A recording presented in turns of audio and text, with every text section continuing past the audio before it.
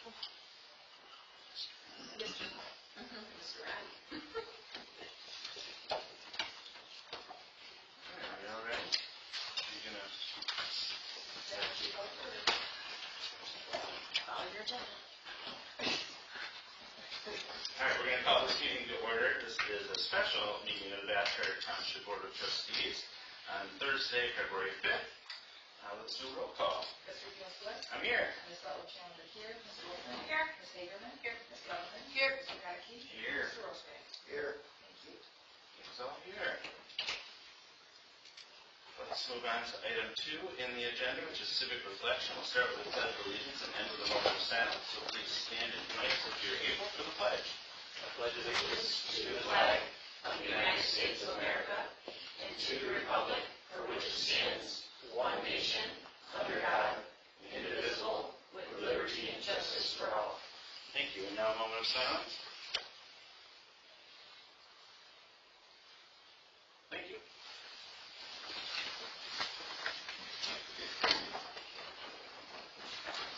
All right. The next item is item 3, approval of the agenda. Someone wants to put forward a motion to approve the agenda as presented. I'll make that motion. I'll second. We have a motion and a second. Is there any discussion? Hearing none, we'll take a voice vote. All those in favor of approving the agenda as presented, say aye. Aye. Any opposed? The motion carries. Any disclosures of conflicts of interest this afternoon? All right. Hearing none, we'll move on to item 5, which is public statement 1. This is limited to 3 minutes for opportunity, or as an opportunity for the public to engage with the board on anything that's on the agenda for us to cover this afternoon. If you are interested in making a public statement to the board, please step up to the free area over there. Introduce yourself, and we'll start your 3 minutes. See no one making quick movements over there, so we will move on. There will be a second opportunity for public statement after the agenda, after the end of the agenda today. That brings us to item 6, which is new business, which brings us to what we are here to introduce and discuss, township revenue options. We have a guest speaker, Rob Taylor from Maynard Pearson, who has helped us in many ventures already over the last years plus, I guess I will say. The purpose of tonight is to do education for us as a group and for the public who are watching and the public who joined us today. Thank you for coming out. On what are the options for revenue. As we have seen in the last several years, we're running about $500,000 under where we should be in terms of balancing the budget. That can't last forever. So we have committed to ourselves, each other, and the public that we will learn more about what revenue options are. One of those revenue options being actually cutting back on our expenses to balance the budget. That is on the agenda as well. So with that, I will turn it over to Rob to take it away. Good afternoon, everybody. Thank you. Again, my name is Rob Taylor. It's a pleasure to be here this afternoon. As Ryan said, our focus is really to talk about revenue and revenue options. But before we get into that, we're going to start a little bit about budgeting and why budgeting is important and what the process is about. Then we'll talk about a big overview in terms of where does your money come from and where does your money go to. And then we'll talk about fiscal solvency, which is really how do we measure our fiscal health and evaluate how we're doing and what direction we're moving in before we finally move into the options. And so I think it's really important to talk about some of those things at the beginning, kind of provide a context around the discussions as we get deeper in. This is a work session, so obviously for the chair, I assume we can have some free-flowing conversations necessary, so we're good to ask questions from the board. Yeah, board should feel free to engage with you and each other. So I tend to talk kind of fast, so if I go through something too quickly, slow me down and bring me back and we can talk about them more depth. So, budgets. Why are they so important? The budget is the single most important thing that you do as an organization. What we're trying to do when we establish a budget is obviously trying to move our community to be vibrant. So that's the top pyramid. All of our communities want to be vibrant, growing, prospering communities. And to be able to do that, we have to have some strategic pillars that engage our community to want to be here and stay here. And those can be anything from public safety, economic development, quality of life, and our infrastructure, water, roads, sewer, as well as our schools. It's not something that you guys obviously focus on, but obviously schools are a primary driver where people want to live as well. But to be able to do that, you have to have a foundation, right? You can't do those things at the top. Those are aspirational, but we can't move to a vibrant community if we don't have some strong baselines. And the first one is overall good governance. Good governance is how you make decisions. What you're doing tonight is part of it, right? You're getting educated so that you can become aware of what those options are. Good governance are your policies, your procedures, your processes, how, again, you go through the decision-making process. Civic engagement and trust. Obviously, as board members, you represent the public as a whole, and you have to have a vibrant community in terms of engaged with you as decision makers to help guide you in terms of what direction.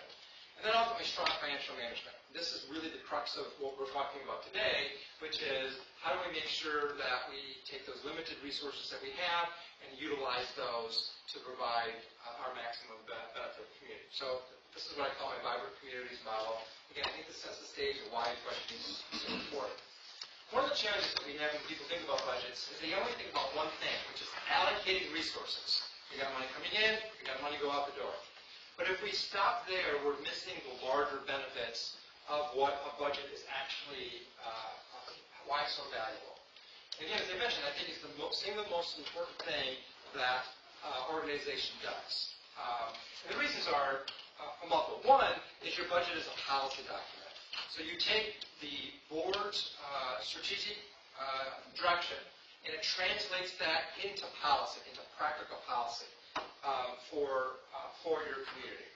Outside of that, it's also an operational plan, meaning that it becomes a roadmap for you to use throughout the year. So when you pass the budget, it's not just done. It doesn't end there, right? It's a continued process because now we have to move into the implementation of it. So the budget is a way to measure and monitor how you're doing in terms of implementing those larger visions you're trying to accomplish. It's a financial plan. Again, we have limited resources. So the financial plan helps us determine how we're going to use those. But it's not about the short term, it's about the long term. And when we focus on resource allocation, we tend to focus on the short term. What do we need? We got $10. How am I going to spend that $10, right? But what we really need to be thinking about is the long-term impacts of every single decision that we make in an organization. So it helps us focus on the long term, not just the short term. And that's a communication tool. We're taking other people's money. And so we need to communicate to the public, the residents, the stakeholders, employees, everybody that's impacted by this. So the budget and the budget process are really important in terms of it's a transparency tool. So again, it's all-encompassing in terms of what the budget is and its value. One of the things, I put this slide in here, it's not something I really would put in here, but because we're talking about revenue, I just wanted to kind of remind you that when we have revenues, we have some things that are one-time revenues. So we want to match ongoing revenues with ongoing expenses and one-time revenues with one-time expenditures. There's actually two communities I can talk about specifically that, for example, use ARPA funds. One time, limited dollars, right? And then they used it to do a splash pad. Great, what the community wanted. But what's the downside of that? Well, you got to maintain it, right? That thing has operational expenses, whether that's just utilities, chemicals, additional employee time. You got pumps that go bad. You got to replace it. Now it becomes something that you have to maintain forever. Well, they didn't identify the revenue stream to go along with that expenditure that they established. So this is just again a reminder as we think about things from a budgetary perspective. Tie our one-time revenues with our one-time expenses as an organization. All right, so I mentioned we're talking about where does the money come from. And when we start talking about later on about, well, what revenue options we have, it's important to have context. How does money come in and go out of our community? Not surprisingly, 48% of your money comes from taxes, tax revenue. This is our millage and any special assessments that you have as an organization. 26% of our money comes from charges for service. Anybody know what that is? What kind of fee specific? This is sewer. Sewer. Yeah, sewer fees. And so actually, next slide, I pulled this out of here because the sewer fund is an enterprise fund. It's a business fund, and so it's separate, right? So it's important to see it as a whole. how we fund an organization, but the next slide I pull that out. State distributions. This is primarily revenue sharing. So revenue sharing comes from the state in two pieces. One is constitutional. That money comes from sales tax. So as our sales tax goes up and down, your guys' revenue goes up and down. So if our economy shrinks, this is a source of revenue that shrinks for you. Right? The other component, which is a smaller component of your statutory revenue, or your revenue sharing, is statutory revenue sharing. And this is set by the legislature every single year. So for the year, we know exactly what we're going to get, but what we don't know next year. So if anybody was around in 2007, 2008, the legislature decided to balance the backs of their budget of government, and they took away most of our statutory revenue sharing. Right? And so organizations had to live and run without having this larger piece being reduced. This also includes... Brad, Yep. this is our township, right? This is Township. Yes, yeah. So this is, thank you for clarifying. This is your 2025 data. Now it's unaudited, so this graph will change once your audit is done and completed. But it should be relatively close, right? But thank you for clarifying that. Well, one of those. The state distributions also include marijuana revenue and LCSA payments. So that's payments related to when the state changed the personal property laws. They basically took away money that you guys were receiving and provided a benefit to the business that were paying for that, and the state backfilled that with now what's called LCSA payments. Again, most of this is a revenue sharing, as I mentioned. And then we have a series of smaller things, investments, rental, admin fee. That's the 1% fee that you charge, right? So you have the responsibility of collecting, of assessing and collecting taxes for everybody, not just Bath Township. And to offset that cost, you charge a 1% administration fee to help cover those costs. And then we have license permits, miscellaneous, and state grants was tiny at 25. Now again, those obviously fluctuate in given years. Again, this is the same graph, but I took out the charges for service. And so when you do that, right, taxes is a much, much bigger portion of what your guys' revenue source is. Again, I did that because if you think about the funds that you guys have, you have the general fund and a series of special revenue funds. Those are all the direct services that you're providing to all residents. And then you have the sewer fund, which is an enterprise fund. It's a business fund. It's self-supporting. It's self-maintained. And it's important to kind of exclude that from the bigger picture, if that makes sense. Okay, so the next one is, okay, where does the money go? So the first one was money coming in, and now where does money go out?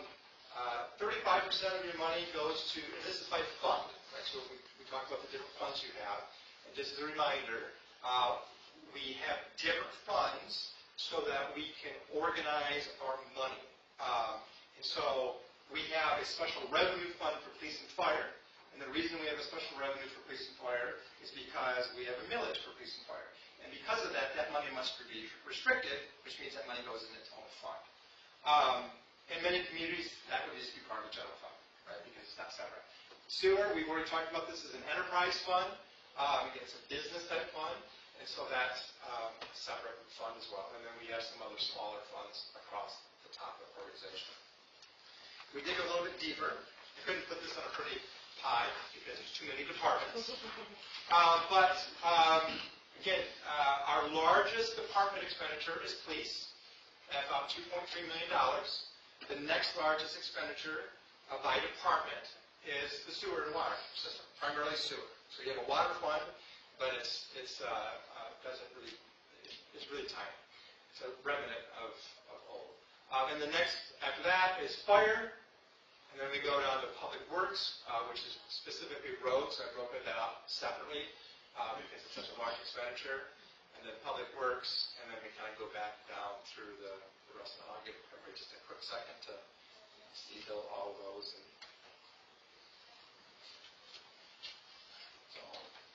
Okay. The next one is now by category.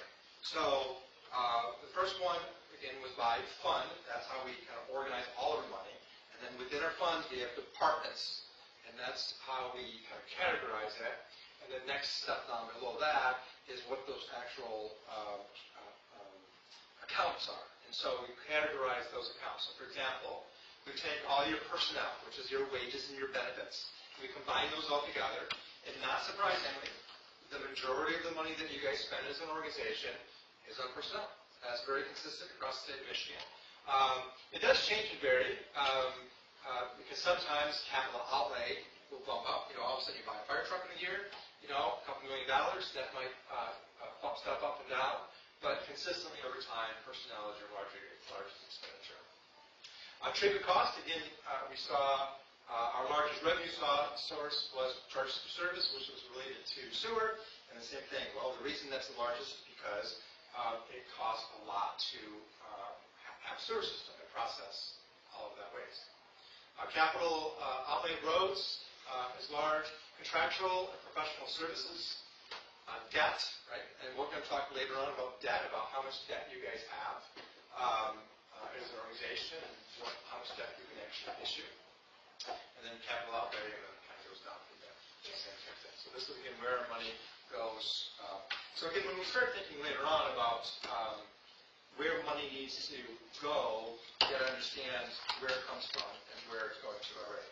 Yes, sir. I have a question before I forget. In regards to our debt, I'd like to know where we sit in regards to other townships in general. Okay, I can't answer that when we get to it, but I can talk about it generically. Yeah, I just want to make sure to say that before I... Great question. Okay. And so this is, again, the same slide as the last one, but I removed that sewer. So we can really see when we remove sewer, the personnel is 60% overall. So again, this is a better view of where your money is going out the door on. Okay, so fiscal solvency. So what is fiscal solvency? Let me go back to this first. Well, so fiscal solvency is how do we monitor our fiscal health to know how we're doing. Right?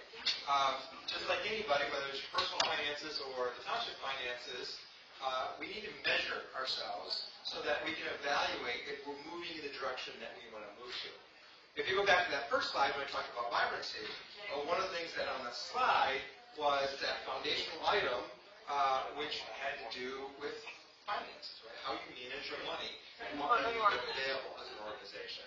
And so it's not just good enough to pass a budget. It's really more important that you know how that budget is going to impact you in the long term. And to do that, you need to first know about where I'm at financially and then where I've been going. And then you can have the conversation about how we want to spend those dollars. And so there's a couple things that we look at when we monitor fiscal health. I'm going to talk about one of them, and I'm going to talk about it because it's, in my mind, it's the single most important. It's also the most important for the board to understand what it is, and that is your fund balance. So what is your fund balance? Well, your fund balance is the accumulation over time of the difference between your revenues and expenditure. So if I start a brand new organization, and the first year I have revenues of $100, and I have expenditures of $90, where does the other $10 go? Well, that $10 goes into your fund balance. So that's money that you are able to set aside, and then next year, we're going to start this whole process over again. Revenues minus the expenditures, and over time, we're going to continue to, anytime revenues exceed expenditures, we're going to grow our fund balance, and anytime our expenditures exceed our revenues, it's going to shrink. And that's perfectly fine to add money to it, and it's perfectly fine to take money from it, as long as we're being strategic in it. So, why do we have a fund balance? Well, there's several reasons. One, it is a measure of your fiscal health and your resiliency. Right? So we're going to have unplanned, unexpected events. And when we have those, do we have financial resources on hand that we can utilize, or do we have to immediately go cut service? So I go back to 2007 when the state cut revenue sharing. Local governments that had a healthy fund balance were fine. Local governments that did not have a healthy fund balance all of a sudden were struggling and had to make some very hard short-term decisions. right? Because our revenues shrunk so much between the revenue sharing and then the property tax that came after that as well. Right? So again, we have it for unplanned, unexpected events. We also have a fund balance because in local government we have a timing difference. So you collect almost all your money from taxes. Almost all that money comes in the wintertime. But guess what? You have to use that money all year long. Right? It's not like me where I get a paycheck every 2 weeks and I get to cash flow it out. It's like I get a paycheck in January and I got to plan for the rest of the year. So I need to have a fund balance to maintain that. The last reason we have fund balance is for setting aside money for future purchases. We want to be good financial stewards, and one way to do that is by building up. And so when we know we want to do something, we set money aside, just like we do in our personal lives, so that when that bill comes due, we have the dollars to be able to do that. So it could be replacing a township roof, it could be a special project that you might want to have, it could be a park, whatever it is, those are what we do for our fund balance. So again, it's critical when you look at your budget, you look at the fund balance first, and you understand what that is. And so one question is, well, how much fund balance do I need? Well, first of all, let's make sure we understand how it's measured. So it's measured as a ratio, which means that we take that fund balance. So in my example, when I had $10, and we divide that by our revenues. In my example, it was $100. That fund balance is 10%. Right? I have 10% of my revenues is made up of that fund balance. And so the question becomes, what is the right amount of fund balance for a community? Well, the answer is, well, it depends. There's no one right answer. Every community is different. And the ultimate answer is that you need to establish your own fund balance policy to determine what the appropriate amount for you is. Because you can't necessarily compare a different community because they may be a lot smaller. If I'm a small township, and my budget's $400,000, and my budget's 100%, well, that's only $400,000. That's not much. $400,000, you trip over the sidewalk and it's $50,000 in today's economy. So, but if I have a budget that's $400 million, 100%, you don't need that much money sitting around for unplanned, unexpected events, or planned items that we have. So there are all kinds of factors from size of government to how good you do at budgeting. If you have a strategic plan, a capital improvements plan, your budget year to year is very solid, there's not much differences between beginning and ending fund balance, you could be on the lower side of what other communities have. And then there's things like how conservative you are, how much risk you're really able to tolerate. So unfortunately, there's no easy answer. But what I like to do is, first of all, is if you don't know, you start with where's the mean. So if you think about a standard distribution graph, a typical little graph, and you pick the middle, the median for townships, charter townships in the state of Michigan is, I think it's 112 or 115%. That's the median. And then based upon that median, it's okay to be to the left or the right of that, but again, you have to look at it for your community. Maybe I want to be way farther to the right because of my unique characteristics, or maybe it's okay for me to be farther to the left. From Bath Township's perspective, you can see you guys have ranged anywhere between 60 and almost 100% over time. I didn't look at this per se, but what do you think that peak there is for? That's our Yep. One-time revenues came in. So really, if you take that out, you can see that almost would go exactly between those two would be almost a flat line. So what I want to do when I think about fund balance is the first thing you want to know is where am I at? Okay. So you guys in 2024 is 68%. That's the first thing you need to do. The next thing you want to know is what is my trend line? And so over the last 3 years, from 2022, it was 79%. So I skipped the ARPA year. And then it went to 72%, and it went to 68%. So at least for the last 3 years, trend is trending down. Now, is that bad? It is not bad as long as it's strategic. It's bad when it's happening and we don't know what's happening, we don't know why it's happening, and it's not planned. Right? So if I got to buy that fire truck as an example, which maybe it's fine because maybe I'm building up, at the beginning because I know down here I got to buy something. So you might see that I'm building up because I'm going to buy something, and then when I buy something, it's going to go down. But again, the goal there is to be strategic in how you're using that fund balance. Any questions on that concept? Okay. All right, so we're going to get into our options, but before we do, just a reminder that this is a math problem, right? So when we talk about fund balance and impacting our fund balance, again, which is a measurement of our fiscal health, and it's the way we make sure we have money for the future, there's two different ways that you can impact that. We either cut expenses or we raise revenues. There's no other solution, right? Or you do a combination of the two.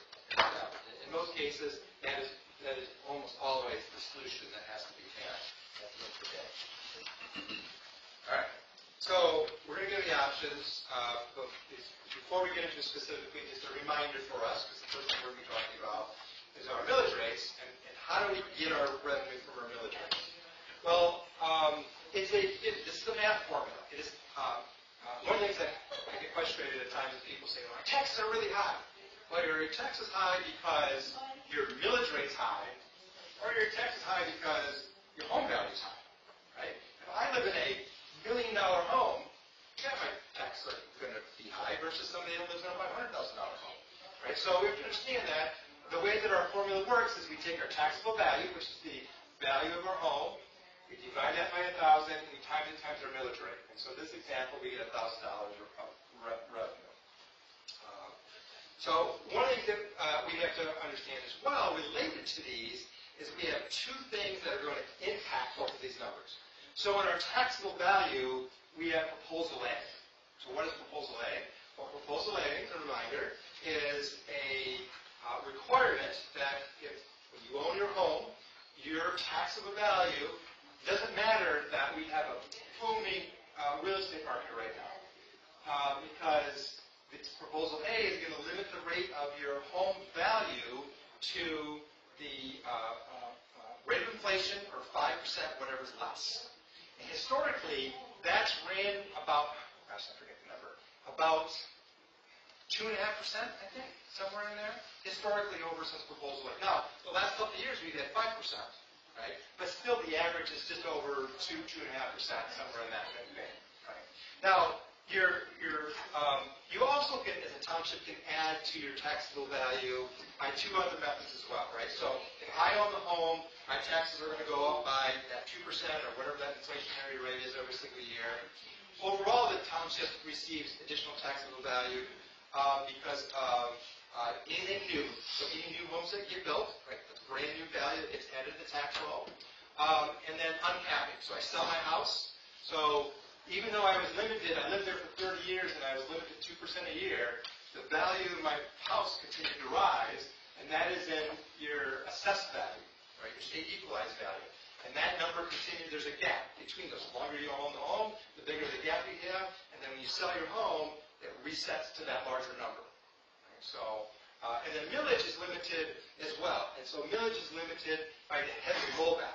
So overall, there's a formula that looks at your growth of your overall taxable value. So if you have lots of uncapping, you have lots of new homes, your taxable value is going to increase by the faster than the rate of inflation.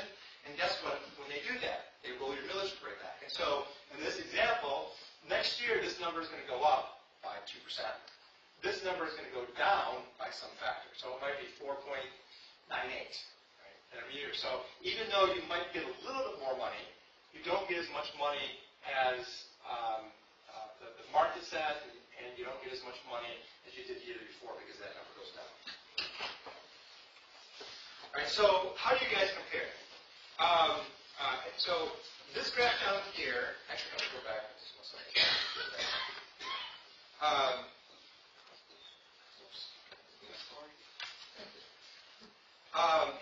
So it's a little slow.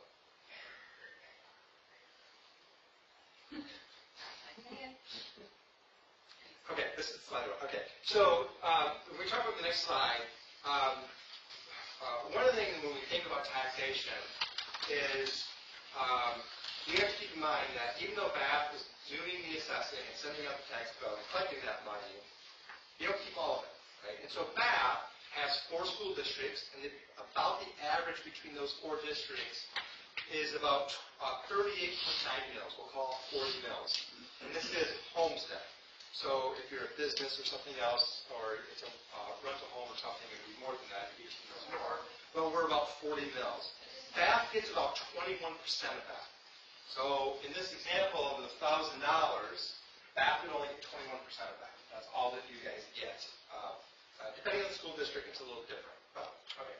So then, how do you guys kind of stack up to everybody else? Well, this again is all those other villages, and then this is what the township gets. So Bath,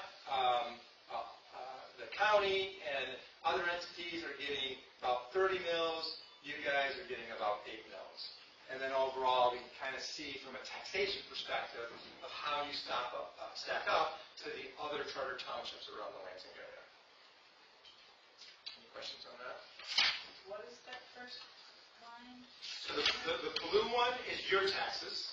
So this is what you keep. So this is the, what did I say, 21%? This is the 21% of the total tax bill that you're keeping. And then the rest of it is everybody else. So that would be the county, the ISD, you guys have your own library, but like in other communities, they have a separate library district. Like E911, if it's a tax bill, it's all the other entities that are listed on the winter tax bill. We And so, only keep the mills? Yes. those are, I'm sorry, yes, those are, we're still talking about millage rates. Yeah, so those are mills. So a millage rate is a fraction of 1,000, right? If we think about that formula, this is basically a fraction of the number of 1,000. Okay, so now we're going to actually talk about what are some of the ways that we can raise revenue within an organization. Well, the first one is you have an operating millage. This is the baseline. You're a charter township, and because you're a charter township, by statute, you can levy up to 5 mils. Now, there's some nuances there about when you get adopted or anything, but for you guys to say, we're going to keep it simple, you guys can levy up to 5 mils.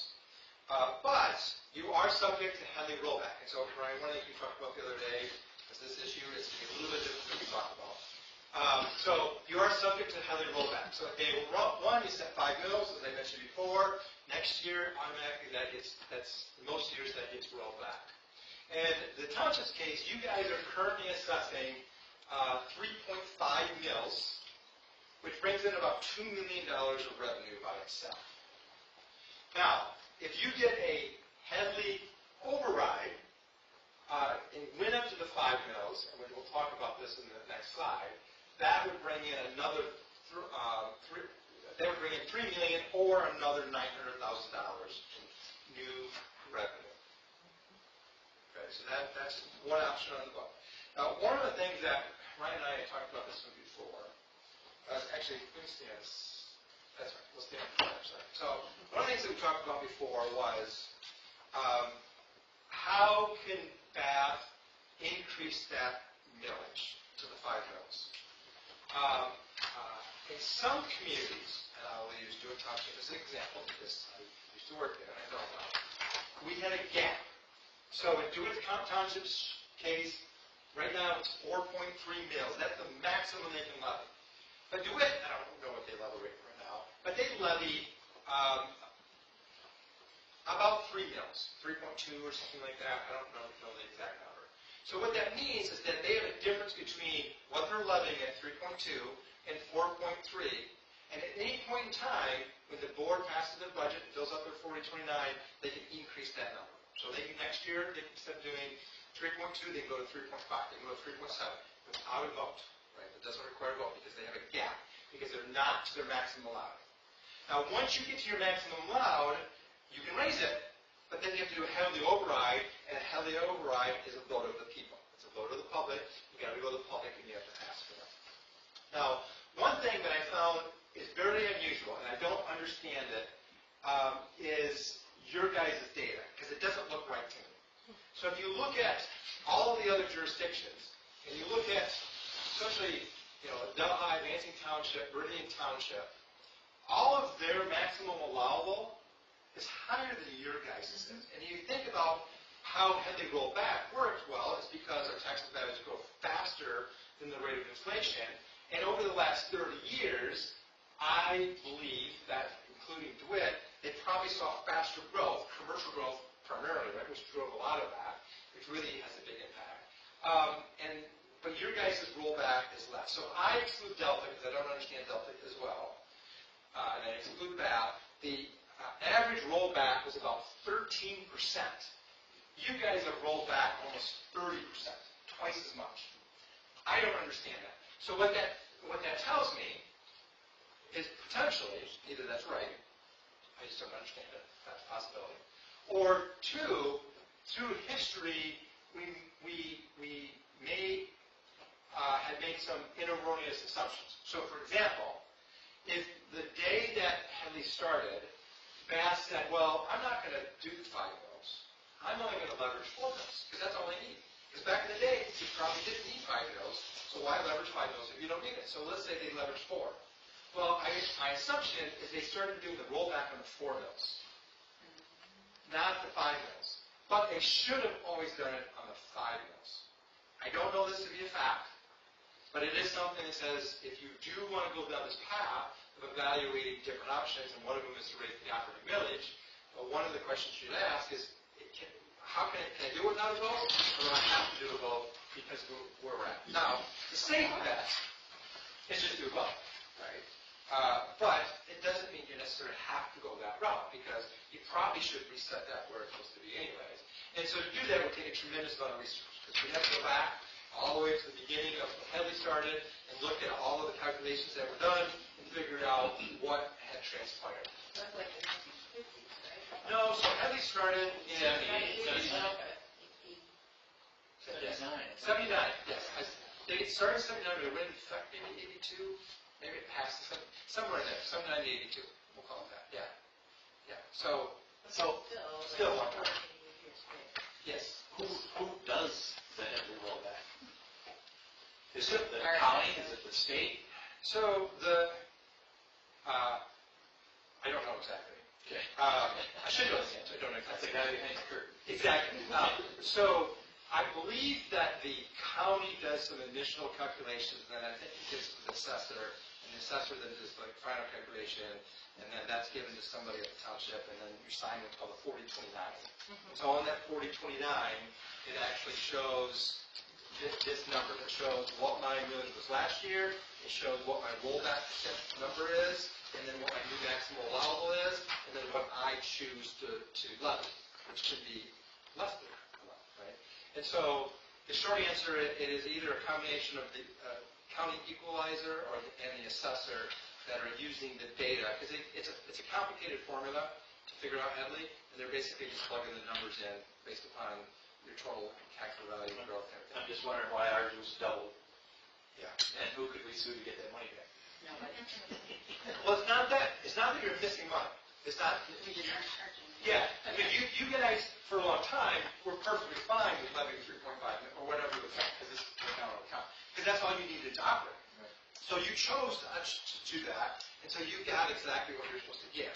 But what I'm saying is that if you get to a point that says, well, I want to ask for more now, do I have to go to the people to do a Headley override?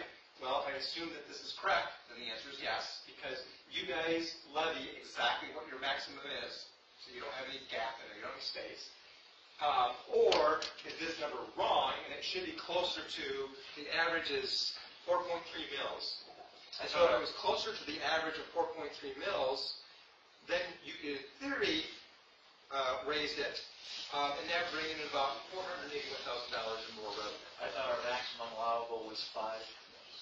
It is. So the maximum allowable is 5, but taking into account these other jurisdictions and what their rollback is, they're rolled back at an average about 4.3 mils.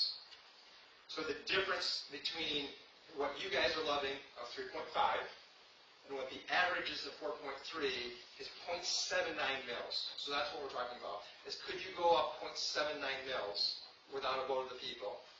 And if you did, you would bring in another $500,000. Now, you can go beyond that, meaning beyond the 4.3, but to do that, to get to the full 5, you'd have to have a vote. So, confusing. Sure, a lot of numbers. So that would be like forensic accounting or something like that? Yeah, I mean, I would call it counting, but in essence, yes. Yes, you're going back, and you're just, the first thing would be is, does anybody have the records? If you don't have the records, you're out of luck, and the only option is you're going to have to do another override. Period. Now the advantages. Let's play this out. So if you just needed a little bit of revenue and you can do it without the vote of people, then this is a pretty easy one. You just raise it a little bit, and it doesn't have an impact on people because it doesn't dramatically impact the tax bill. But if you need quite a bit of revenue, there could be an advantage of just going, let's do it heavily, go back to 5. So that heavily is just like a reset. It's a I said that already. No, please, never apologize about this because this is a lot of information I'm throwing at you guys. So that resets back to 5 and Yep. you start the process. Over again. But you can still choose to levy whatever you want. So just because it resets to 5 doesn't mean I say, I want 3.6 months. That's all I need, 3.6. And so then you could set it at 3.6, 3.7. Any number you could set it at. Now the advantage of having a gap is if we go back to that previous slide when I had the formula on the bottom, right? Every single year our millage rate's going down. Well, guess what? In DeWitt Township's case, their millage rate never goes down because they have a gap between what they're actually levying and their maximum allowable.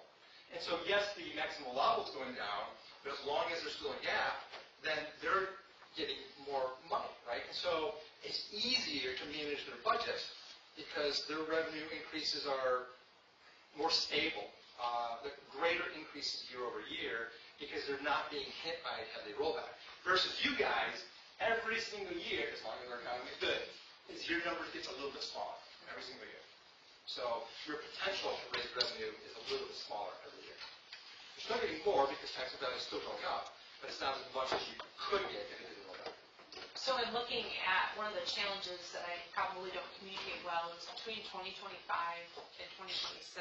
If you look at the, we haven't done obviously year-to-date actuals yet, and then what we're projected to bring in the new revenue.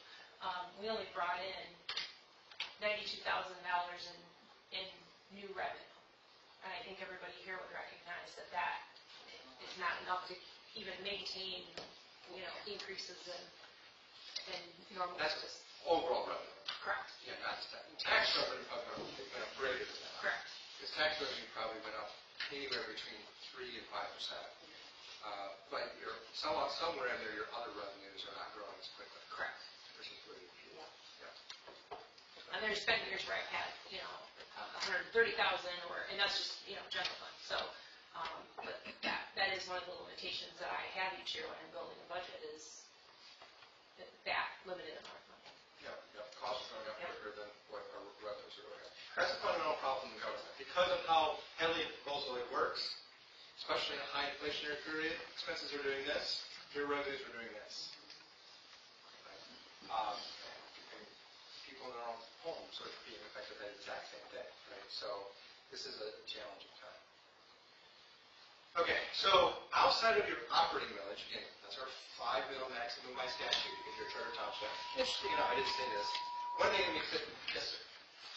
What month do you have to roll back or after the extra money? What month of the year? So your 4029 has to be filled out by October 9th or something like that. And that's for the following year. That's for, so you can do it, you can still do it this year. So you basically have between now and, let's say September, just because I'm wrong. I think that's when we do ours. Is it September? Maybe it's September. That makes sense. We do it at the board level, yeah. Okay. Yeah. Is it September 30th? Okay. So September 30th. So you have between now and September 30th to determine what your millage rates will be. Now, if any of these you have to have a vote, then you have to calculate that in there in terms of when are your elections. That is really the limiting factor. If any of these require a vote of the people, that's what's going to limit you more than anything. Because what elections do we have? November this year. So you have basically either you're going to do August this year, and then you can put it on for the winter tax bill, or you're going to wait until next year. What if you do it in August, you have to do it like 4 We months? have to have it in April or something. Yeah. Yeah, that's a good point, because you have lots of lead time. Yeah. We So outside of operating villages, we can also have extra voted villages. And extra voted villages are basically anything else that we put before the voters, and we say we would like additional money for something specific. And so, in this case, it can exceed 20 years. Now, your operating village goes on forever. It's always 5 mils, other than Hadley. This is limited to 20 years, which means at least every 20 years you have to have a new road. Has to be voted on, as I said. It is subject to heavily rollback, and there's a limit of 10 mils total. Right? So you can't just keep adding extra voted villages because you like them, because you're limited to 10 mils overall. There is a larger 20 mil limitation, but you guys are probably not going to bump up to that. So 10 mils is the bigger one. So right now you guys have 2 extra voted villages. One's for police and fire, 3.9 mils, $2.4 million, and then for library, about 7 mils for $400,000. But you could also do things for parks or senior centers or any other. We go back to where our money's going. Basically, anything else that you're spending money on in there, you can do a special millage for. Right? But it is restricted to only using it for that particular purpose. So when you define your ballot language, it's very important, the words that you put in there. So overall, I mentioned there's a cap of 10 mils. Let's keep in mind, you guys are already at 8.2 mils. So you could never do in an extra voted millage more than 0.8 mils in total. Right? So whether that you increase your operating to the 5 or the total or special voted, you are limited to 10. You can't go beyond 10. So you have overall a gap of 1.8 mils. So the maximum that you guys, if you want to do everything through millages, would be bringing another $1 million. That's the maximum that you could ever do because of that 10 mil limit. Is the library figures included in that available notes? Yes, it should be. Okay, now I do have another one, which I call the extra voted, not extra voted millage. Under state statute, there is a public act that allows you to raise 3 mils with out-of-order people for roads, specifically, right? So townships are kind of unique, right? Which is you have roads, but you don't maintain them because the road commission does. You don't have to get any money for roads. There's no legal obligation to do that. But road commissions don't have enough money for their revenue sources, and for communities to maintain roads at adequate levels, you have to contribute additional dollars. And so we can do 3 mils without a vote, and then we can do another 3 mils with a vote, so a total of 6. Again, we're limited to 1.8. So we have to keep that in mind. We can't necessarily go down. And I would like to say the road commission, Karen and I met with them, and there are 6 or 7 communities in Benton County that have road villages. And we don't have one. And we don't have one, but we also forked out, what is it this year, $325,000 for roads. Well, Last year it was $600. Last year was 600,000. Yeah, 600 was last year, and I think the year before it was almost $1 million. And that comes out of the general fund? That was in 20. Yeah, that comes right out of the general fund. So honestly, One reason too that the other townships in this county have road villages is because they're general law townships. And so as a general law township, generally speaking, you're limited to about 1 mil. So one of the biggest advantages of you guys being a charter township, quite frankly, which is why most people go to charter townships, there's 2 reasons. One is from a tax perspective, but realistically, it's your ability to raise more revenue. Right? As a general law, there's 2 different ways that you can raise your millages depending upon the county you're in, but generally it's about 1 mil. Right? So general laws have to do a road village because they don't have enough money from the general fund to pay for it. So that is one reason. All right. Anything else on millages? On the traditional extra voted or operating millages? All right. So this one, the next. Oh, yes, Do please. you have data on like the surrounding communities and how close they all are to that time? Well, I mean, I didn't look at. We can go back to the charter the charter townships. And so, I don't know. Actually, Meridian's over 10. They might have a death damage. I think death is excluded from that calculation, so that might not be, they're over 10. But, all of them are, Delta, East and Meridian and Delhi are sort of on the higher side. Close to what you just said. Okay. So the next one are special assessments. Special assessments feel like a millage because when we look at our tax bill, it's kind of listed the same, right? It looks like a millage. It's technically not a millage, right? A millage is an ad valorem tax. It's something very specific, but when we do special assessments, we treat them like villages because that's just kind of how the math works. In the state of Michigan, there is a ton of statutes that allow you to do special assessments. And if you want to go down this route, this would certainly be something you have to talk with your attorney about because each of the statutes have different rules about them and different processes that you have to follow. But in general, to do a special assessment, the property that is being assessed must receive a special benefit. And what is a special benefit? Well, basically it's saying, if I'm charging you $100 for something, a new sidewalk in front of your house, a new sewer, a new water, a new road, you can specially assess for roads. Not through villages, you can specially assessments for roads. Then the value of I'm getting should be at least $100, if not more. That's the special benefit I get, right? You have to have a derived, it's otherwise called a derived benefit out of that. And the idea would be, in that case, well, how am I getting $100 of value in that sidewalk or that road or what's added value to your home, right? Because your home, if we have public water, there's value in that, as an example. Or if we have sidewalks, there's value in all that type of stuff. So everything has to have benefits to be specially assessed. So I can't just generally specially assess for something. I have to specially assess for something very specific, right? As I mentioned, a road, something else. And the way we specially assess is, unlike ad valorem, which uses property value, right? That's why this is not a millage. We use something else, some other formula. So if it's a sidewalk, I'm probably going to use the frontage on the front of my house. Because the more frontage I get, the more value I get versus my neighbor who has a little bit. Or maybe if it's this sewer, maybe I use RUs. In residential, I get 1 RU. If I'm commercial, I have 10 RUs. I'm going to pay more for commercial because I get more benefit from it. So you basically have to come up with some type of calculation. That can be acreage, example, to come up with that number. The nice thing about special assessments is that there's no rollback on them. So you don't have to worry about that reduction every year. Now, they are also generally limited to time, right? Because the idea of a special assessment is, I'm going to put in non-motorized paths throughout the whole entire township. It's going to cost $2 million to do that. Well, I need to raise $2 million in revenue, and I do that by specially assessing the people that are getting the benefit from that project.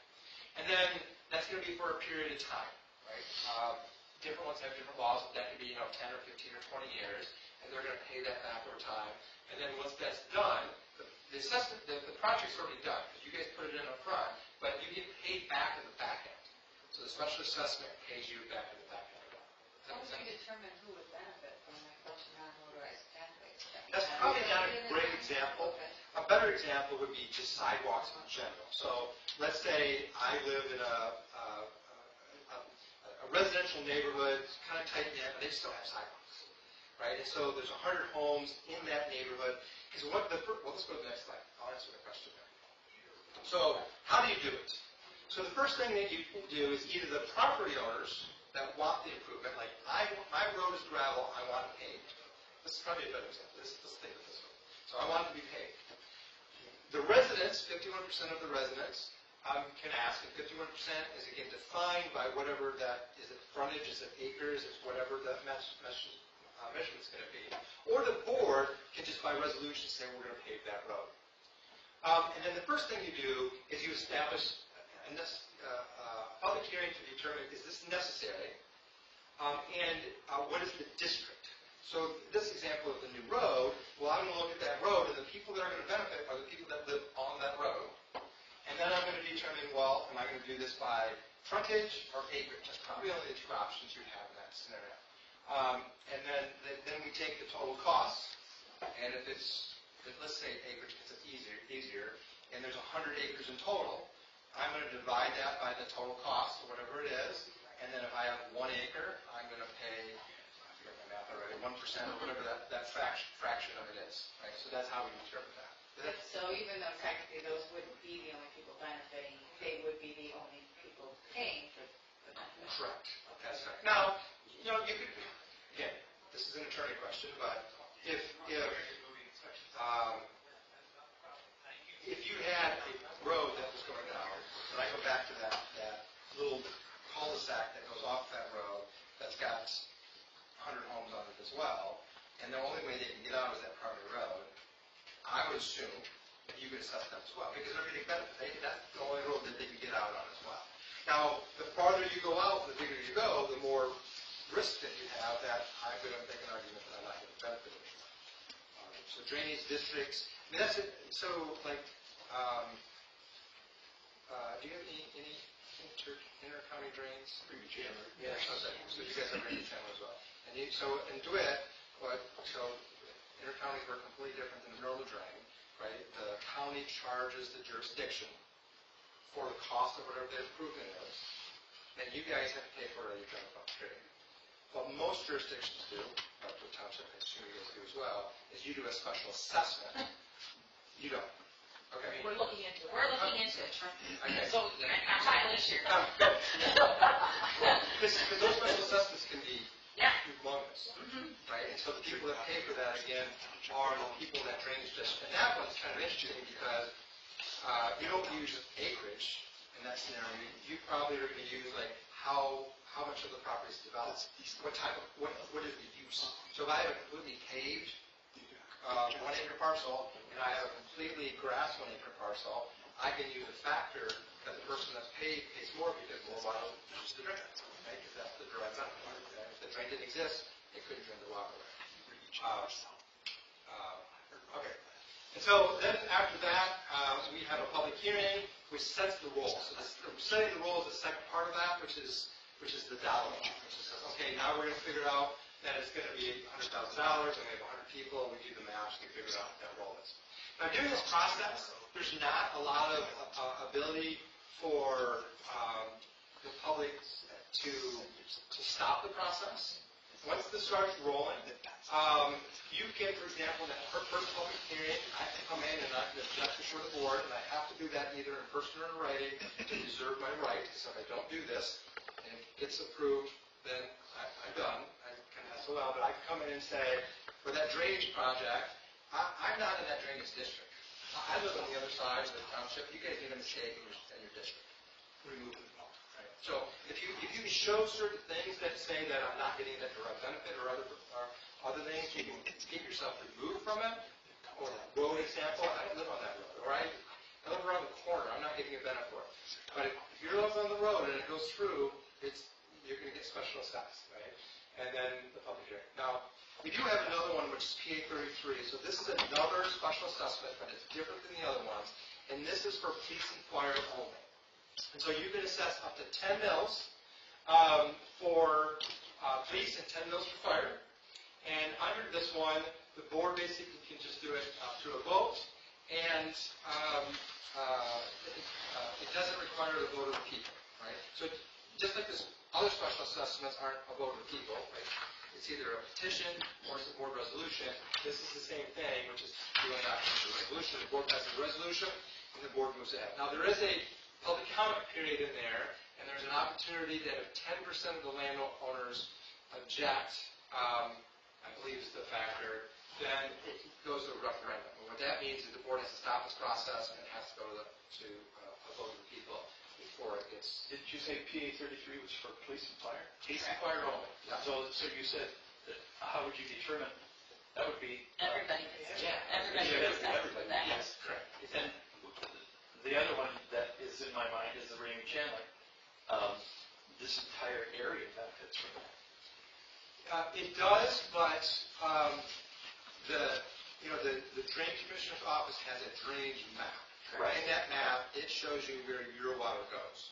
It's like watershed. It's a watershed, exactly. Yeah. So if your water goes to that, then the answer is yes. But if it doesn't, then either you have to do a new map because the maps are wrong sometimes. Yeah. Right? But Well, it comes out of Park Lake. That's why I asked. I'm on Park Lake. Oh, God, another special assessment. yeah. If you think about it from a watershed perspective, you get continental divide. population amounts.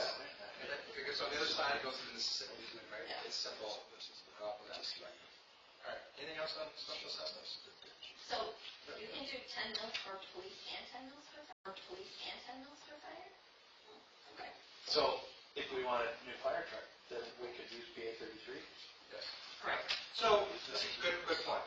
So, some communities, because you already have, so one of your problems that you have is you already have a piece of fire equipment, and you just pass a piece of fire equipment, right? So to turn back around and say, well, guess what, we want to be PA 33. Well, you could, I don't know what the process is would be to get rid of the old millage, but it probably doesn't make sense. So another alternative would be to identify specific things, right? I'm going to use PA 33 for capital equipment. Make it narrow and keep the operating millage for police and fire operating, and then do PA 33 for just capital.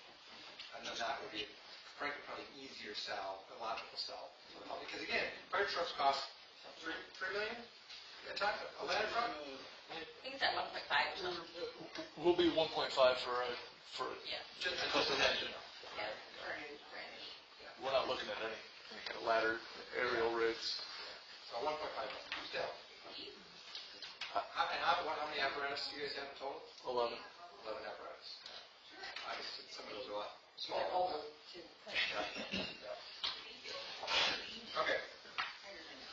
So that was all on our what we can add to the tax bill section.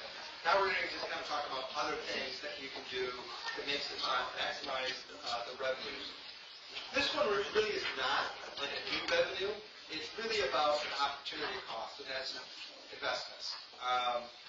So we have money, just like the rest of us, we put our money into the bank, and we can either just put it in a savings account and get no interest on it, or we can save for retirement and we can put it into other types of accounts, right? So this is the same concept. So PA 20 requires you, every community must have an investment policy, and it lists things like it has to have a purpose and a scope and delegation authority who can make investments, and certain things have to be in, so that's required. PA 20 also requires that you should be receiving a quarterly report of your investments. It doesn't define what's in that report, but you have to have a quarterly report. And then one that I completely forgot about until I rewrote the act when I was doing this, is actually because we have those special revenue funds, you actually are supposed to yearly provide an annual special revenue fund report. I don't know exactly anybody that does that, what it is. And I don't know if the audit would suffice as that, but that also is. So again, I don't know if anybody actually does that, so I think probably just assume On the quarterly reporting, I actually have the sewer and water funds on there. so that probably covers it. So I think it covers that. Yeah, that makes perfect sense.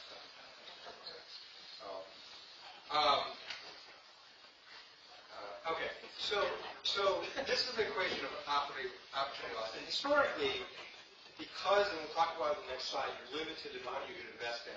Investments was not that big a deal, right? Because for a long time, we were getting, 0.2%. It didn't matter. This was no big deal. But we had a high inflationary period.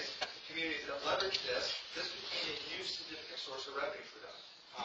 Again, keep in mind, this is a non-consistent revenue, so you can't plan on this to be reoccurring because next year you go back to 0.2%. And we don't get any money anymore from this one. So we can't live off this revenue, but we want to maximize this. But the balance is, of course, when we talk about putting money into investments, is that this is other people's money.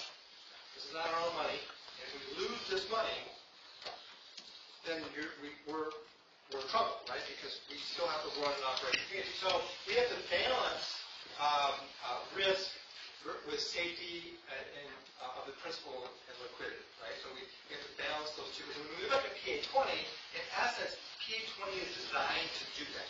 You can't put your money into the stock market like I can, right? You can only put your money into these things. And I've highlighted the ones that are the most common that are used. So I'll start with the second line. CDs, savings accounts, right? That would be checking accounts as well. That's where most of our money in. You can also put your money in basically anything the U.S. government issues, because in theory they're safe. I guess in theory they're safe. So that's where we can put our money. There are some other things we can put our money into. The other one is investment pools, and we'll talk about this a little next there's only 2 investment pools in the state of Michigan, and they're basically a municipal a group where we all get together and we can invest our money as municipal governments. They still have to follow the rules of PH1, but somebody else helps manage that for you. So there's 2. There's Oakland County has one, and then there's Michigan Class, which you guys use. So if I look at the township, if I look at the 2024 audit and all your funds, the water, sewer, police, fire, everything, you guys had about $7 million in what's called cash and cash equivalents. And what is that? Well, cash and cash equivalents are anything that has a maturity less than 90 days. So if I have a CD that is for 6 months, that's an investment. If I have a CD that's for 2 months, that's cash. Okay.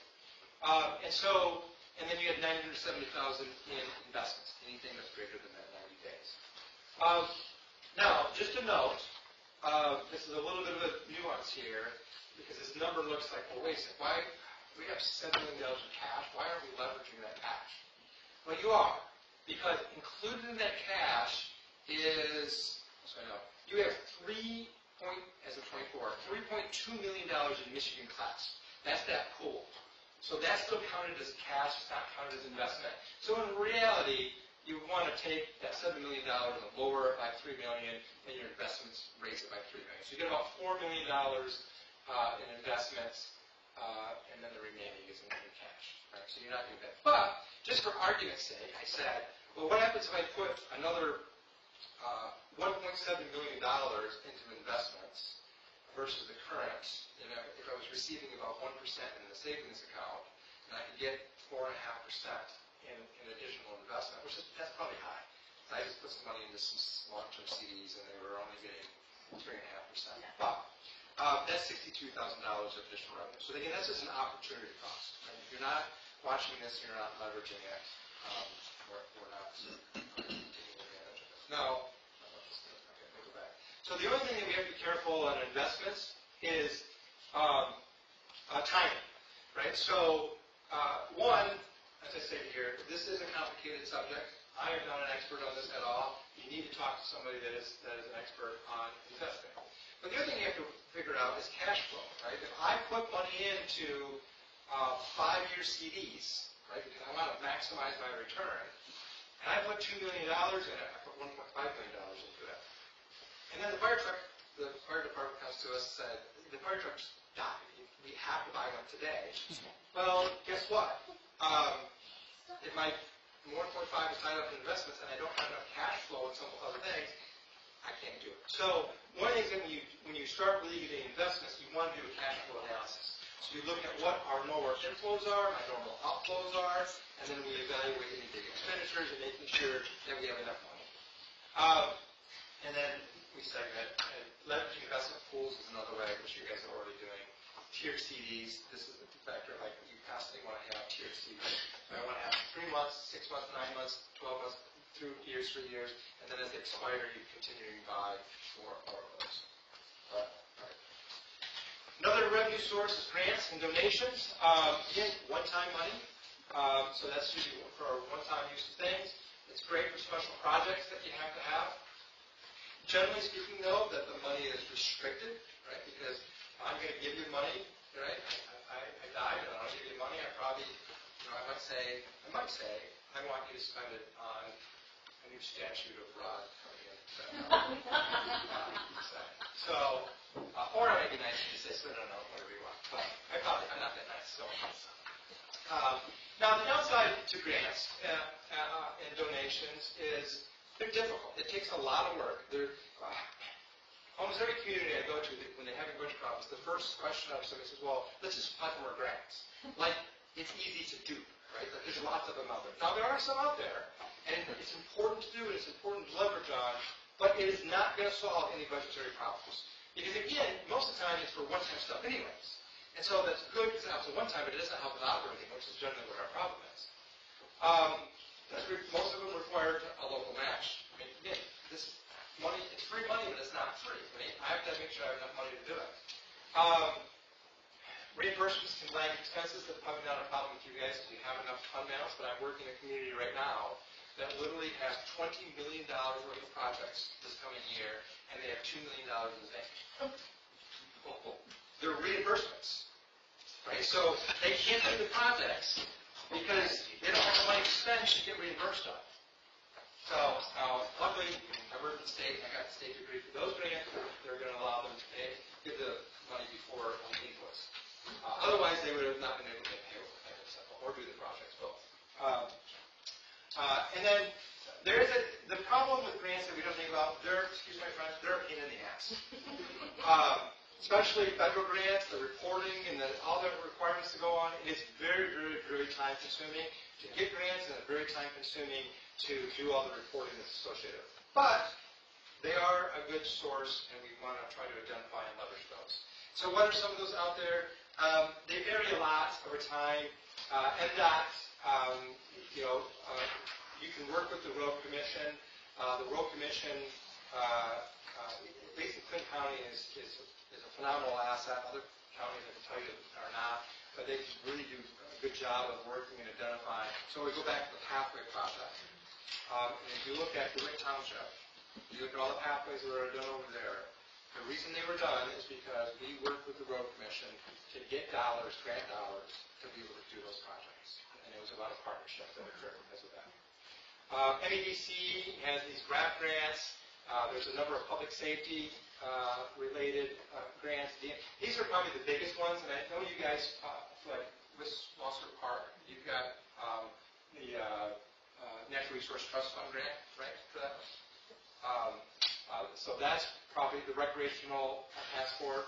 Is the same thing as natural resources, but it's smaller. So the natural resources, just so you know, in the state of Michigan, they sell mineral leases for like oil and natural gas. That money goes into a pot. This is the best thing the state of Michigan has ever done in its history. All that money goes into a pot, and that money grows, and then they turn back around and they give that money back to the state as well as communities for both acquisition, so you can buy parks, parkland, or you can develop parks.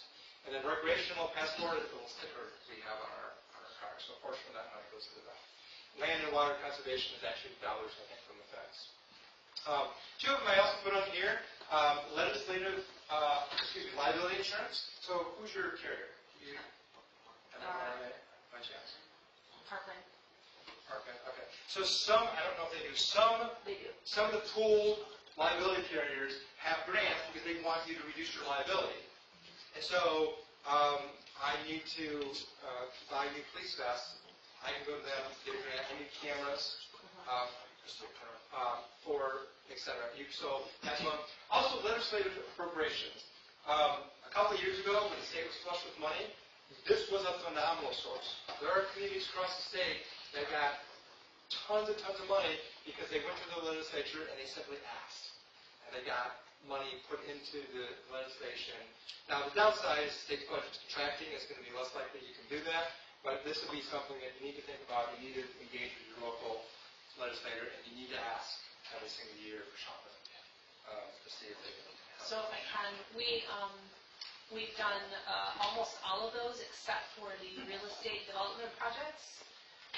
But a great deal of our funds, not every year, but throughout the years, have come from the different. The RAP historically was not real estate development. It was brought by MEDC, but now this year is just limited to real estate. So we were in line for that when Norm Fasteners was coming in next door. That was the money that we were receiving was through RAP for sewer improvements. Okay. Yeah. But when that project went away, of course, the money went away too. So. Okay. Another thing that we can do to bring revenue into an individual fund is called cost allocation. In essence, what cost allocation is that when we have these funds, like the police fund and the sewer fund, we should be charging the expenses for those funds in those funds. Right? So if I have a utility bill, if I have my time, whatever it is that I'm helping you guys with, it should be charged for that. That's called a direct charge. But we also have things that are indirect, that are more difficult to account for. So for example, Karen, as the Superintendent. Superintendent. Yeah. I got that. A superintendent helps manage everything, right? And so a portion of her salary should be charged to the sewer fund. Why? Well, the reason it should be charged to the sewer fund is because she spends time going to the school board meetings and putting the budget together and managing projects and doing everything. Okay? And who should pay for that? When she's working on sewer, I'm going to give you a second. You are a person that doesn't have sewer for a second, for pretend. Okay? You don't. Perfect. Okay? And then you, let's say you do have sewer. He does. Good call. Yeah. Their plans tonight. And in that example, if the Karen's salary is being paid out of our taxes, right? And so in your case, the taxes that you're paying are going to get paid her salary. It's not benefiting you because you don't use sewer. What it means to you is your sewer is being subsidized by somebody else. And so cost allocation is a method to make sure we're identifying the expenses, all of the expenses, and making sure we're charging it to the appropriate fund. Another example is police and fire. This is a little bit more difficult because I have this a lot of times, and I get it a lot more often to our public safety individuals, and they're like, well, why am I being charged this? Right? I have a cost allocation charge. It's not, it's not something I directly do. I shouldn't be charged for that. Well, because we need to know what does it cost to run a fire department and a police department. Because if you were a separate entity altogether by yourself, your own fire district, guess what? The audit, right? You'd have to pay and do an audit. You'd have to pay for that. Now, the township pays for that, right? So you should pay for a little bit of that. Liability insurance. Right now, the township probably pays for the majority of that. But the police department, fire department should pay for that. So we want to know what it costs to operate these things. Because then, again, when we go back for a police and fire village, we want to make sure that we ask for the right amount of money so that these other funds are, in essence, aren't subsidizing it. So this is what cost allocation is at its most basic principle. So how do we do it? Well, one is we identify costs. I already mentioned liability insurance, utilities. Even the utilities of this building come up. Staff time, we talked about Karen as an example. IT expenses, BS&A, right? That's, what's that? 30,000 a year? I don't know what it costs. 40,000? Yeah. We have a lot of different programs, so Yeah. So that should be charged to, I mean, again, think about sewer. You guys, you use utility billing, right? Yes. Right. So a portion of utility billing should be, not all of that should be charged probably to sewer, because that's probably the only thing you use it for. And then what we do is we figure out, this is back to special assessments, right? We use a factor. For utilities, we may use square footage of the building. We may use the number of transactions. So, for example, if I did have a water system and a sewer system, and I only use that, I could look at that and say, well, it cost me $10,000 for the utility billing module, and 30% of my bills are water bills, and 60% of our sewer bills by number of transactions. I'm going to split that 30-60. Right? Staff time, this is a little more difficult, but you can come up with sometimes an estimate usually of how much time, usage, etc. Now, the important thing is to this is not to be arbitrary. Right? Because if I start doing a cost allocation, and I go back to this gentleman that has sewer, and I just say, $500,000. That sounds like a good number. Right? The sewer fund is really healthy, it's got a lot of money, the general fund is suffering a little bit. I'm going to put $500,000 over there. We have no basis for it. What's the downside of this? Well, now, when we set his rates are going to have to be adjusted as I saw in the future. And now we're opening ourselves up. So we want to make sure that we have some methodology. So we want to make sure we have documentation of how we got to those numbers and make sure that everything is reasonable. Now, like staff time. Do I need Karen to do a time study for the next year to figure out exactly how much time? No. We can kind of figure it out, right, based upon it has to be somewhat reasonable. And again, I already mentioned this, the goal of this is simply to transfer the cost, not to make money. Right? We're not trying to make money. I'm working in another community right now, I'll tell you this much. 15% of their general fund revenues are coming from their enterprise funds with no basis. No, and so now we're going to have to adjust that, and their general fund only has a fund balance of 5%. So they're going to lose 15%, not full 15, because some of it's valid. You just have to figure out how much, right? So that's why this is important that we do it right. But then again, it is another way to make sure that we're bringing in revenue, because what this turns out to be is a revenue to other funds like the general fund. Debt. So we're getting to, hopefully, your question about how you compare with other communities. So debt. So in the state of Michigan, well, first of all, when we think about debt, a lot of this is anybody at Dave Ramsey fan. Debt is bad under Dave Ramsey. Yeah. Right? In essence, we don't want to, debt is bad, we should pay for everything out of cash. Doesn't work that way in government. It should not work that way in government. Debt is great in government. Debt is wonderful because it allows us to leverage stuff. If I need to do that sewer project, right, and it costs $10 million, how many years is it going to take me to save $10 million to do that sewer project? You can't do it. Right? So you've got to do that. The other disadvantage of that is, again, this gentleman has sewer. He spent the last 20 years helping the township save up $10 million. Great. Then you decide to move to Florida, moves out of the community, and then the community does the sewer project. Does he get a benefit from that? He paid for 20 years, or whatever number I threw out there, to get to the $10 million, but he didn't get a benefit. So the advantage of debt is that then when the new person moves into his house, that's going to be built into the rates. And so the people that are getting the benefit from the improvement are paying for the improvement. So that's another valuable reason. Now, in the state, we're limited to how much debt we can have, which is 10% of our assessed value. This is not taxable. Remember, we have two different numbers. We have taxable, which is lower. We have assessed, which is the higher number. It shouldn't be assessed because you don't get money off of it, but that's how the state law says. And in the state of Michigan, based on your assessed value, you can assess up to $73 million in debt. You guys currently, outstanding principal of 24 is $4.5 million, which means that you still have $69 million that you can lend. I'm not recommending you go that high. But leveraging debt is a way to get stuff done that you could do otherwise, right? Because if I don't, for example, maintain the system, especially on a sewer system, because I think that's bad. Guess what? The system gets worse. Roads, let's use roads, right? Some people have issued debt to do roads. Well, the longer I wait to repair the roads and maintain the roads, the worse they get, the more expensive it gets to repair. And so, yes. Excuse me for No, please. So, where does the money come from? Do you leverage the debt, borrow against it, or what?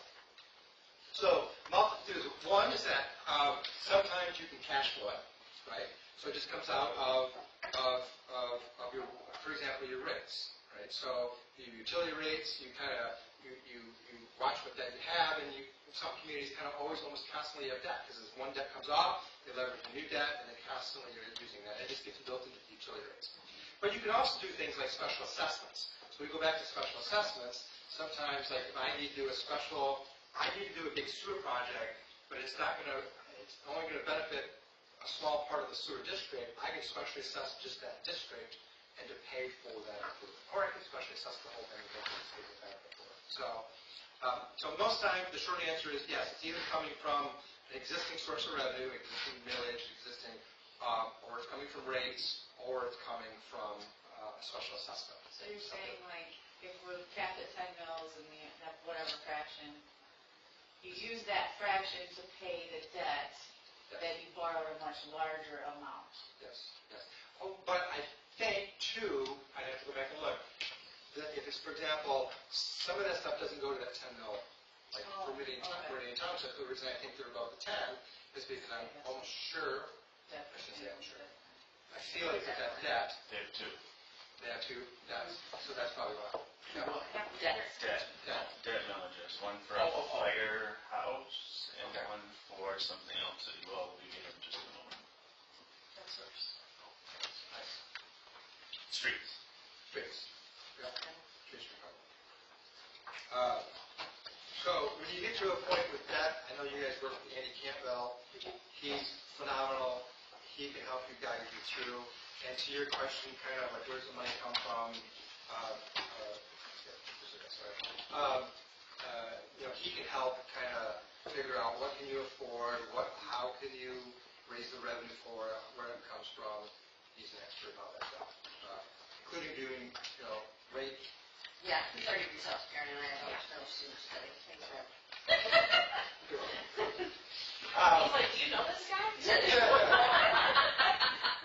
wait, we had a conversation. So I was like, oh, okay, whatever. Yes. Okay, so there's different types of debt. Again, I'm not an expert on this stuff.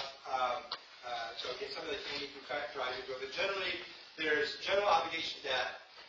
This is backed by the full faith of the township. So what does that mean? So for example, I could issue debt in the sewer system, but I can actually issue it as a general obligation debt.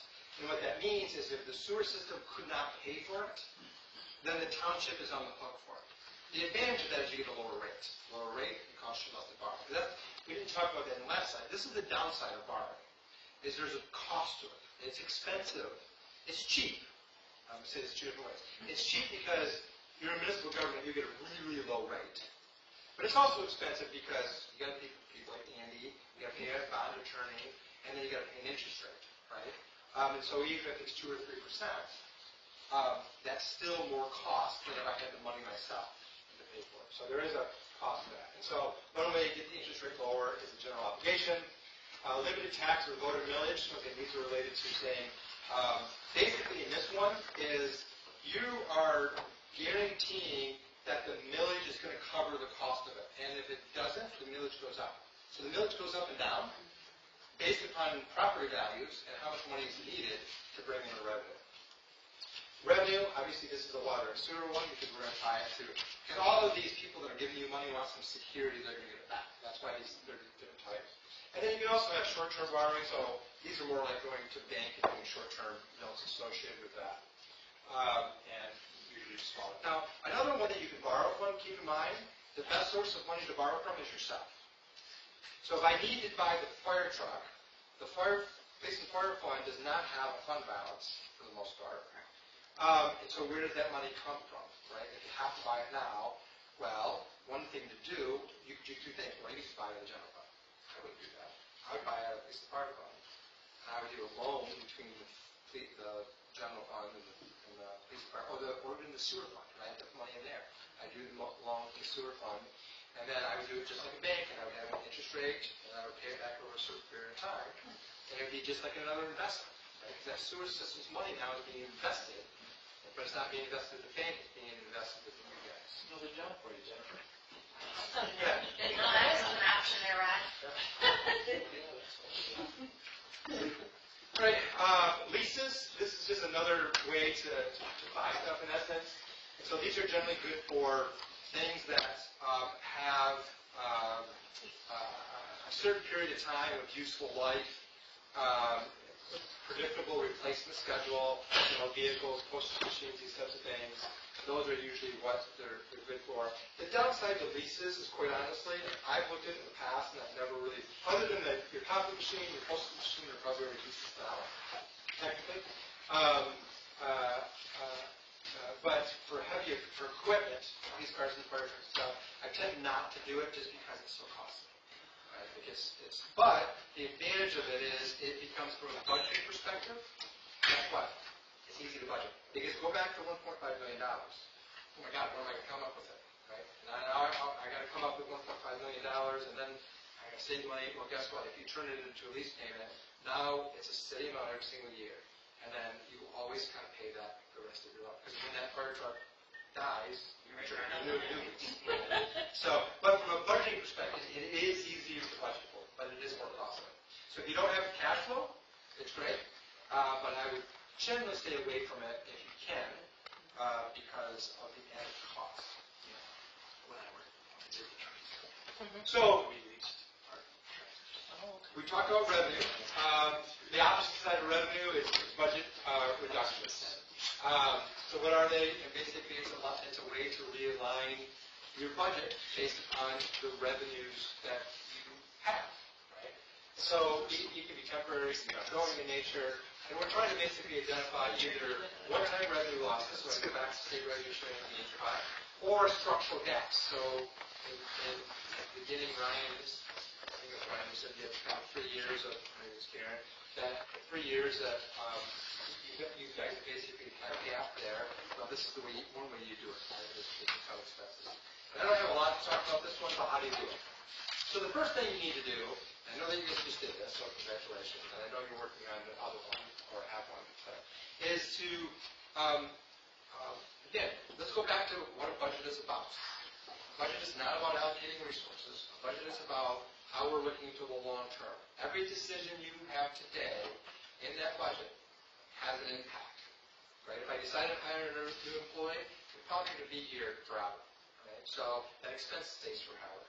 Or if I build a splash pad, right? All these types of things have impacts. And so the first thing we want to do is not be reactive. We want to be proactive. And how do we become proactive? Is we have a vision.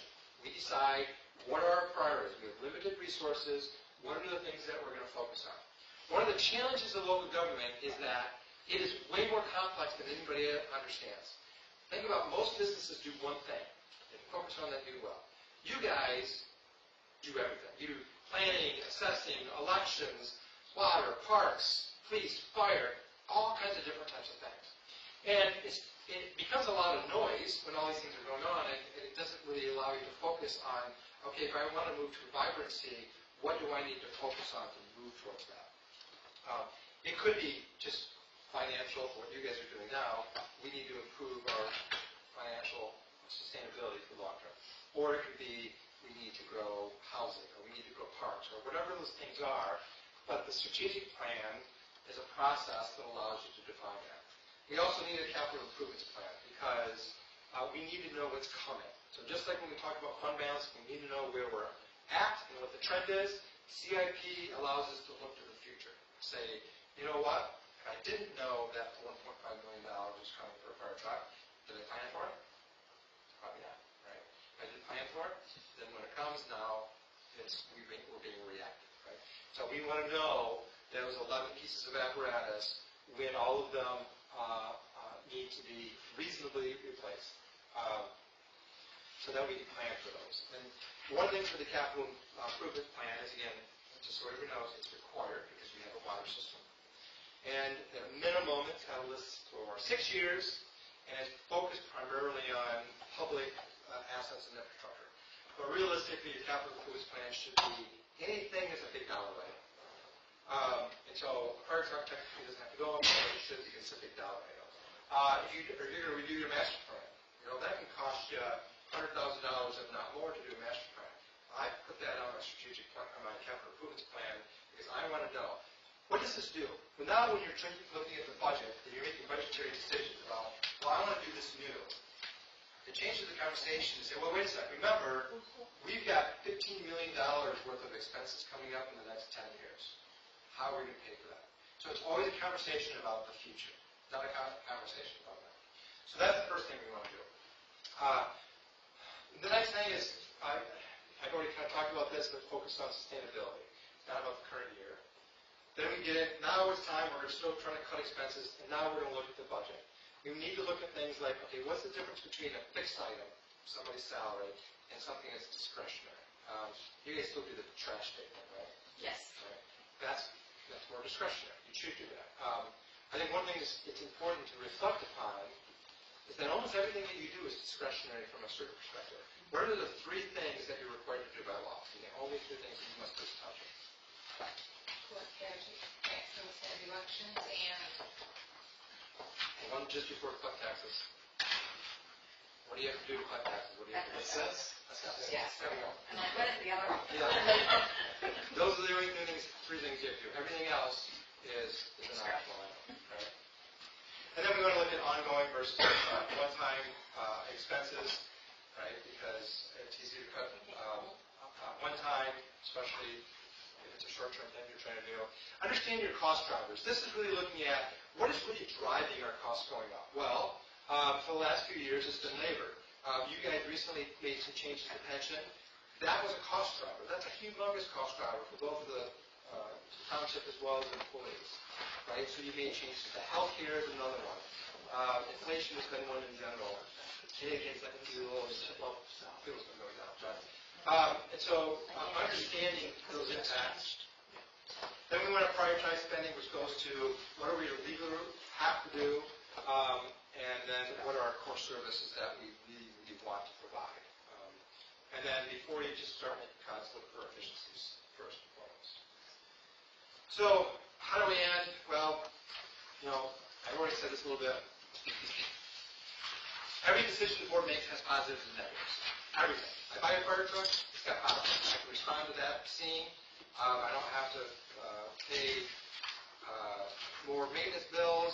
I have a negative, right? I have to pay for something. That's one more thing I can't do, potentially. And so those are the trade-offs that we always have to try to keep picking up. I kind of appreciate it. You know what's the big one? I know you're going to get started.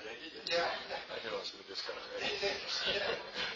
And so all those decisions, again, I've said this multiple times, are not about today, they're impacting the future.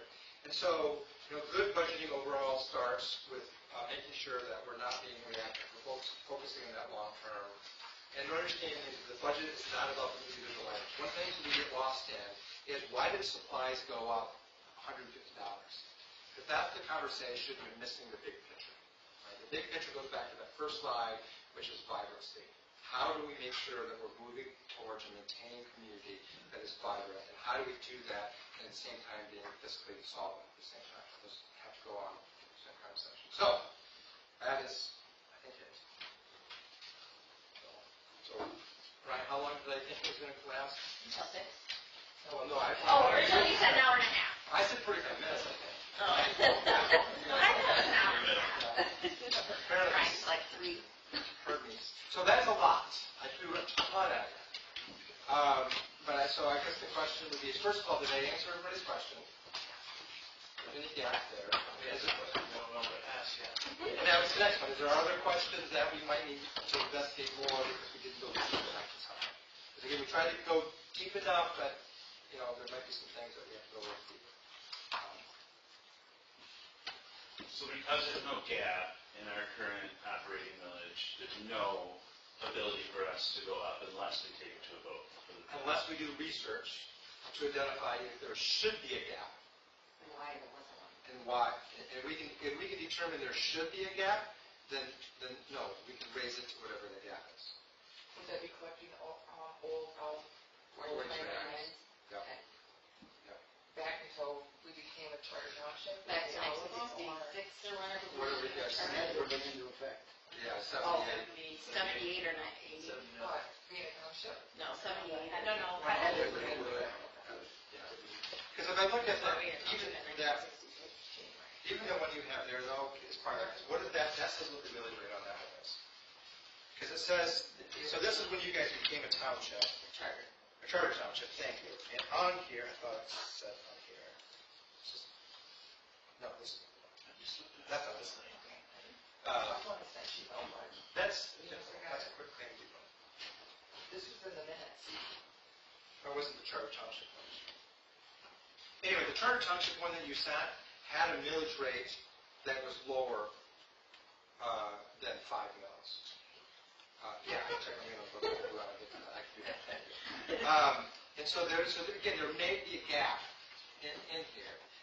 What I don't know is, again, if you have the records and how long it takes you to identify that. To whom do we prove that to? So, great question. I'm gonna make a statement that sounds like a legal statement, but I'm not qualified for saying I'm not an attorney. You're gonna want to talk to your labor counsel. I have talked to Chris, your labor counsel, on this. But I think really the question is always a question of liability, right? Because the fact is that you just couldn't do it. But the county's going to give us this other number first. Yeah, but if We're going to say, well, we've got this. Exactly.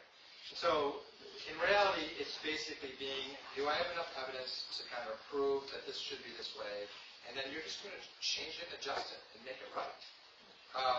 Now, this is where Chris comes in and say, because Chris is really at this thing, if you do this, are you putting yourself in some type of legal liability that a resident would sue and say, well, no, you're not following, Henley says this is what's supposed to happen, you did your rollbacks, so it really gets to a legal question. Sure, not for sure. Again, I think from my conversation, and I can't not speaking for him because we did not ask that question, but I kind of feel like, again, is if you could prove the evidence, then you have a basis for it, and you do. That's why, yeah.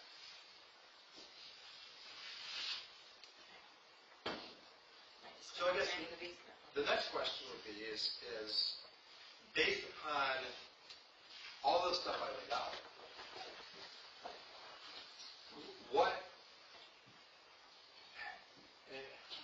what is your feeling in terms of the tools in the toolkit that make the most sense to continue this conversation? So, if I may, at some point, the board has to give a charge back to Karen, like, okay, this is kind of what we want to do, and what is that? What are we feeling like she can help bring answers back to? Is it first and foremost on that equation? Is it focusing on revenues first and coming back and saying, okay, these are the three that are most viable, and this is what the impact should be, and this is what it needs to be? Is it focusing on expenses? Or is it simply asking the question, and maybe the first question, I should answer what I normally would say, which is, well, how much do you need? That's probably a better question, right? Saying, okay, based upon what you said, it's 63,000, 93,000, whatever you said. Based upon a forecast for increasing expenditures, how much revenue do we need? Because then that really becomes a question of then, what are the tools that I will use? I think the other question would be then is, what makes sense in terms of your ability to discuss it with the public and sell to the public ultimately as well? So that's kind of an open-ended question. I mean, I don't mean to kind of take over your meeting, so. No, I appreciate that. That's a good question. Good. That's what I would encourage with this conversation of what's everybody's feelings of the next steps. I feel like it's multifaceted because we got a lot of things going on. Could we consider a special assessment in the Fewins-Chandler drain area to help pay for the things that we want to do in that area that we don't have enough money for right now?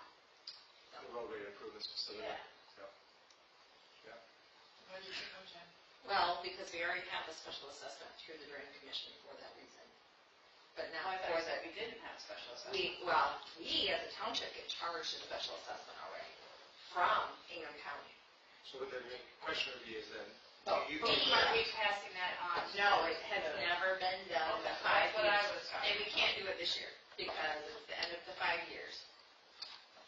But she's talking about the new stuff. Yeah, and the new, if we get another special assessment, which kind of sounds like we will next year, we can special assess them in 2027. Because that starts over. Because it will be a whole new type of an assessment. So is that money that we could use to pay for the things that we want to do over there that we can't do now because we don't have enough money to do that?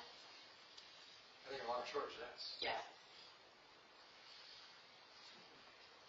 But you're also looking at, But that also then adds toward our 10% or 10 mils. No.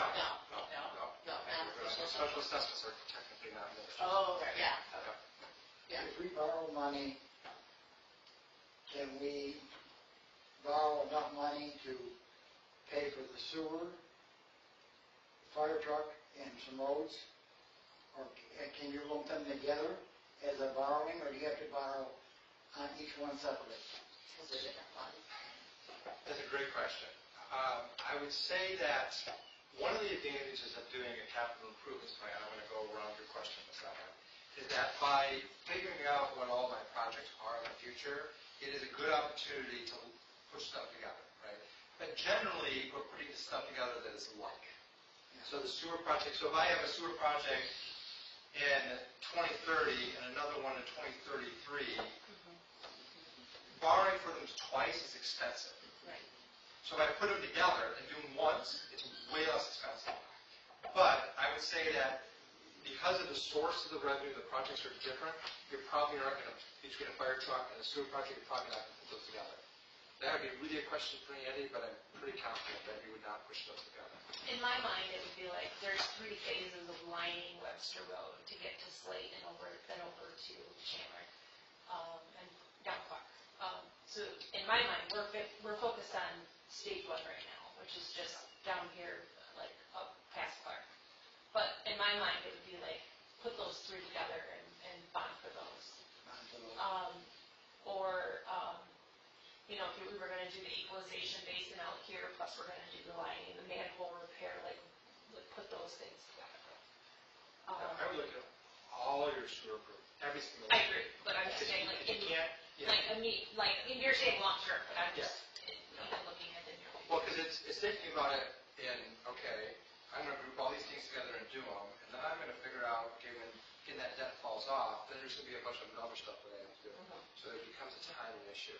Because if you do all your debt early on for this project, and then you forget, I got to do this one that's coming down the pike, well then guess what? You have to raise rates. Again, you just raise rates, so the more planning you do, the better. Do we currently, assess administrative costs to the funds that should be paying them? On a limited basis, so we do sewer, and then we do cemeteries. Water, did you say? We don't transfer any money out of the water fund. Those are other expenses. Oh, okay. I was like, what's in the budget? Because it's listed in the budget. But I think there's I think you bring a good question, which is low-hanging fruit. That's a low-hanging fruit item. Okay? It's time-consuming to go through and look, but the question is, you're doing it, it's good, and then there's a question of, is it enough? Is it the right amount? Not enough. Is it the right amount? And the second component of it is that are there other funds that I should be doing them as well? So then, let's say you find X amount, you're under transferring that X amount, so you realize that the general fund is supporting these costs. So is that just a transfer? What if there's not enough money on it? Like, for example, the police and fire costs, the police and fire millage doesn't come close to paying all of our costs. So even if we assign more costs to it, It doesn't make any sense. there's no way to rectify that. Correct. The only reason that you would do it is simply to be transparent, to say this is where we cross to run these departments. The downside to it is, it's asinine because you're having staff do a transfer from this account and turns back around and transfer back to this account because you don't have enough money. So it really depends on what your goal is. I mean, if your goal is to be transparency, especially, I would argue if you were going out for the new millage that you just passed on there, I would definitely make sure that you're doing that ahead of time. In this case, unless you try to do the special assessment millage, there's really not a lot of value. It's administrative. But if it's something that's rate-based, can you adjust the sewer rates based off of, which we do, what the actual expenses tend to be? So in my mind, one of the areas where I think we should look at is, and I tend to try to look in bigger chunks of money, would be something like roads, where we're spending this year maybe $325 or $300, I don't remember what it is, but looking at having Clinton County Road Commission forecast what it would take to just maintain our roads, and then what would it take to get ahead of just maintaining, like actually improving, and see what those amounts were, and then determine the way forward on that, because could be a very much $300 to $600. The road millage would be, we don't have to have a vote on that one, Correct. and we can get 3 mil. Maybe We can go up to, 1.8. which we don't want, yeah, that's right, because we're. But whatever that funding mechanism would be, like, that would be a big chunk of money, that would free up general fund money to do other things. And then if we could do the fire police special assessment at PA 33, right? That is for equipment, it's for building. Is that why Berlin Township has police and fire, and then fire, and then police? Yeah. As separate line items? Yeah, you want to say mine? Yeah.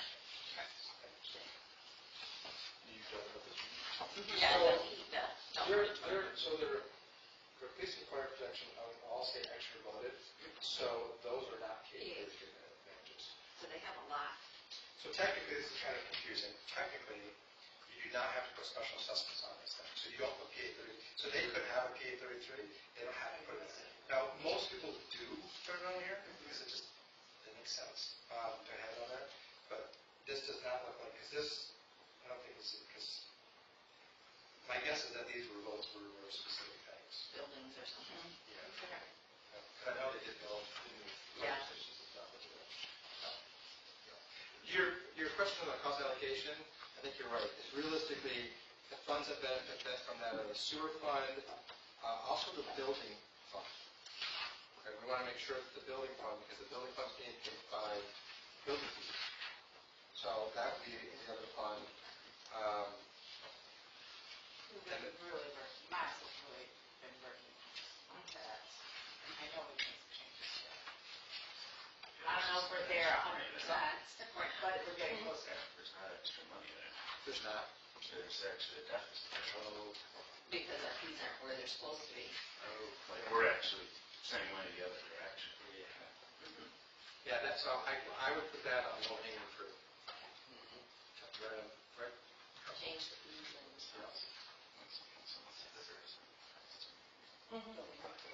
Somebody did say that. Yep. I heard you. Did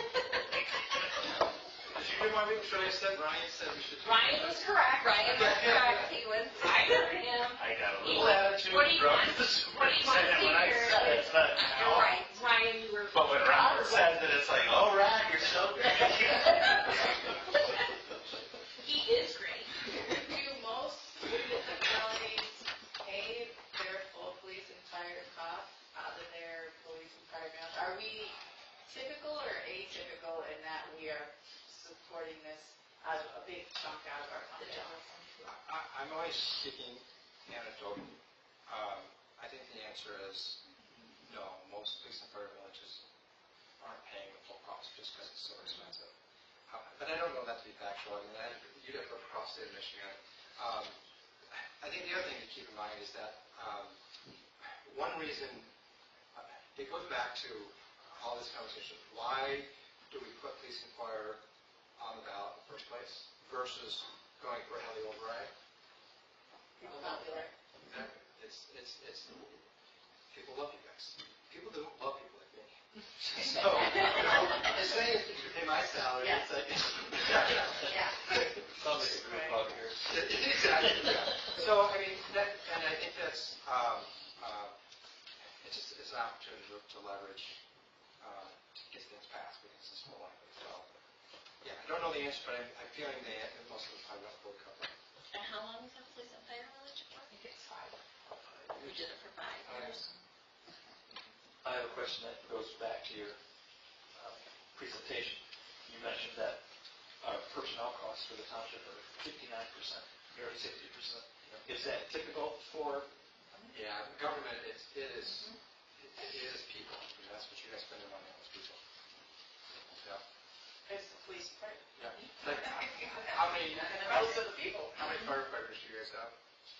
Full-timers, 4. And then how many part-time?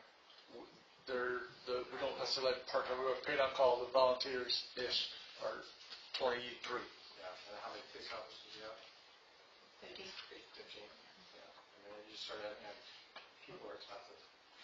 And then, because it's the salary and benefits. Yeah. And I just asked her, what's the ratio of benefits to salary? Oh, yeah, I did not break that down. No, but I can help it because we just made a change to healthcare and people are contributing healthcare costs, so I need to factor in those new numbers. So I can do that. Thank you.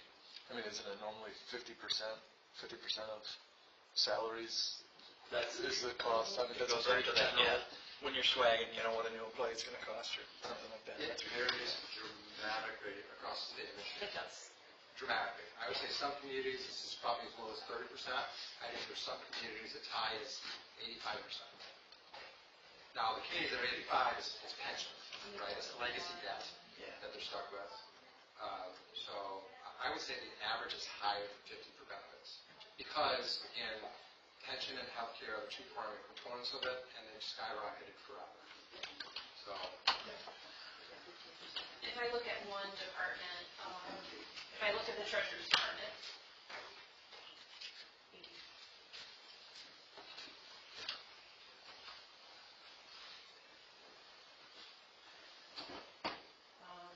$142 for salaries for 2 people, and then benefits are $64,000. Close to 45%. Well, what's not in there is the thing you have under our bill now, the liability payment. Yeah, the So the liability. piece of that liability would be those two, right? Yes, it would. And it doesn't also take into consideration the amount that they're contributing towards their own healthcare. Now, So that will bring that down a little bit. That's the total cost of their healthcare as opposed to what they're a contributing. portion of it now. Portion, yeah. Because we passed that before we changed things. Yes. Correct. Yeah, it feels like there's multiple levers we could pull, like where there are pots of things that meet the requirements of the various things here. To me, the question would be like, how much do we want to do at once, or do we do it all at once with the argument to the public, like we're pulling all the levers we can to make it the most fair? I mean, what do we spend on Park Lake a year? We don't have a special assessment for that, do we? No, we don't. It's pretty small, but 30,000. We do have a special assessment. This year's our last year of it. For the water control. Yeah, but that's to the county, Yeah, not to us. Yeah, it doesn't show us. sure, but I'm township, so. So if that comes off and then if another one went on, then nobody would notice an increase. No, okay. If we don't want to be high, we want to be, I mean, but. Well, and I think we need to do ones that affects everybody, like the roads one. We're not picking and choosing residents, we're choosing everybody. I mean, that's how I look at it. Yeah, you could also look at it though, like, I don't live on Park Lake, but yet a portion of my tax money pays to keep Park Lake treated. Correct. So that Correct, I it live is. on it. Right, you don't use it, but I pay for it. Yeah. We pay for Goosebusters. Yeah. I don't know the lake. Well, the argument can be, you pay on Drumheller Road, but I never go down Drumheller Road, so that's, same difference in my And opinion. it's all roads though. I mean, Yeah, I think roads is much more of a community benefit than the lake, even though I enjoy Park Lake, but I'm certain you could make that argument that certain people benefit from it much more than others. And you have to go back to that vibrant community thing at the beginning of it too. Because people want to make that argument. They say, well, yeah, I don't use Park Lake. Well, guess what? it's theirs. Your home values get impacted because you have these amenities within your area. And so, yeah, we all are benefiting now. Is it the same percentage? Well, maybe not. But it is there. It's available of your home values because this community continues to grow because of numerous factors. So, yeah. The only question I have is, we're an older community. We have a tremendous amount of retirees. A lot of them have been retired like I have 25 years. Your money has not kept up with the cost of living. You start shoving taxes on them, you're going to push some of our people out of the township and put them into, I don't know, homeless people or whatever, because they don't have the money to pay their taxes. And so I worry about that as much as anything. That's what happens when you get old. That's a social responsibility thing, that's pretty, that should be a factor, but. We, just like us putting with the sewer, we put so much per house. We didn't put how much you were using. We didn't put how many people were using it. We just put so much per house that every person has to pay the same amount. Because it would cost too much to put meters on everybody's houses. And then we have to eat that cost too. That time it was, Well, now it's. I mean, historically, he's voted no on sewer increases because he would strongly believe. I get, We don't charge for use? No, we just charge. It's an RU, it's a 1 RU per home, regardless of 10 people or whether 6 it's, people. yeah. So if you live Or in 3 Florida 6 bathrooms. months of the year and your You're still paying water, still the your same. toilet never gets flushed, you're still paying the same. Correct. yeah.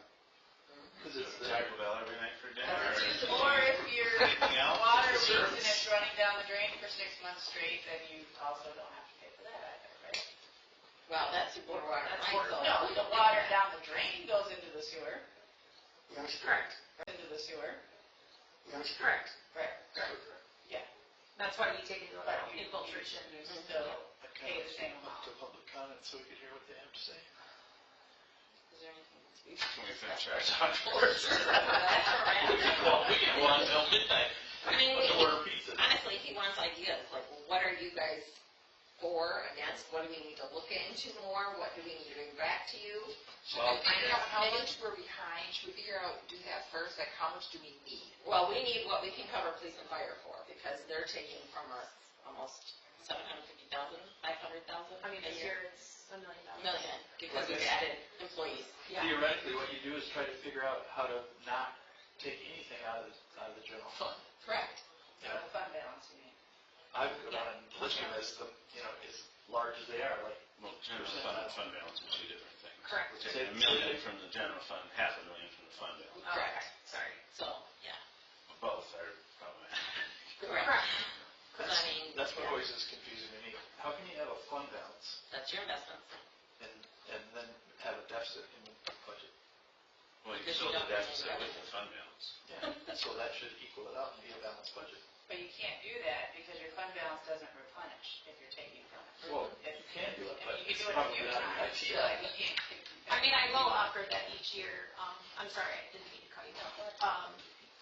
The expenditures generally are less than expected. This gentleman. This one here? This one right here, often pushes me to increase, especially revenues from services, which I like to be conservative on. And whereas I try to be a little bit more, less conservative in terms of the expenditures, we generally spend less than projected each year. So there are returns to fund balance, generally. I don't know about this year because of fire expenses, obviously, have not kept. I don't think generally is fair, because over the last 5 years, 3 of them, we didn't return to fund balance. Yeah, it's gone We back. took from fund balance. To pay police and fire. There's a balance in budgeting. On one hand, you want to put together a budget that's exact, right? You shouldn't put together a budget that is saying, I'm going to use a little bit of fund balance, but you actually have to like this.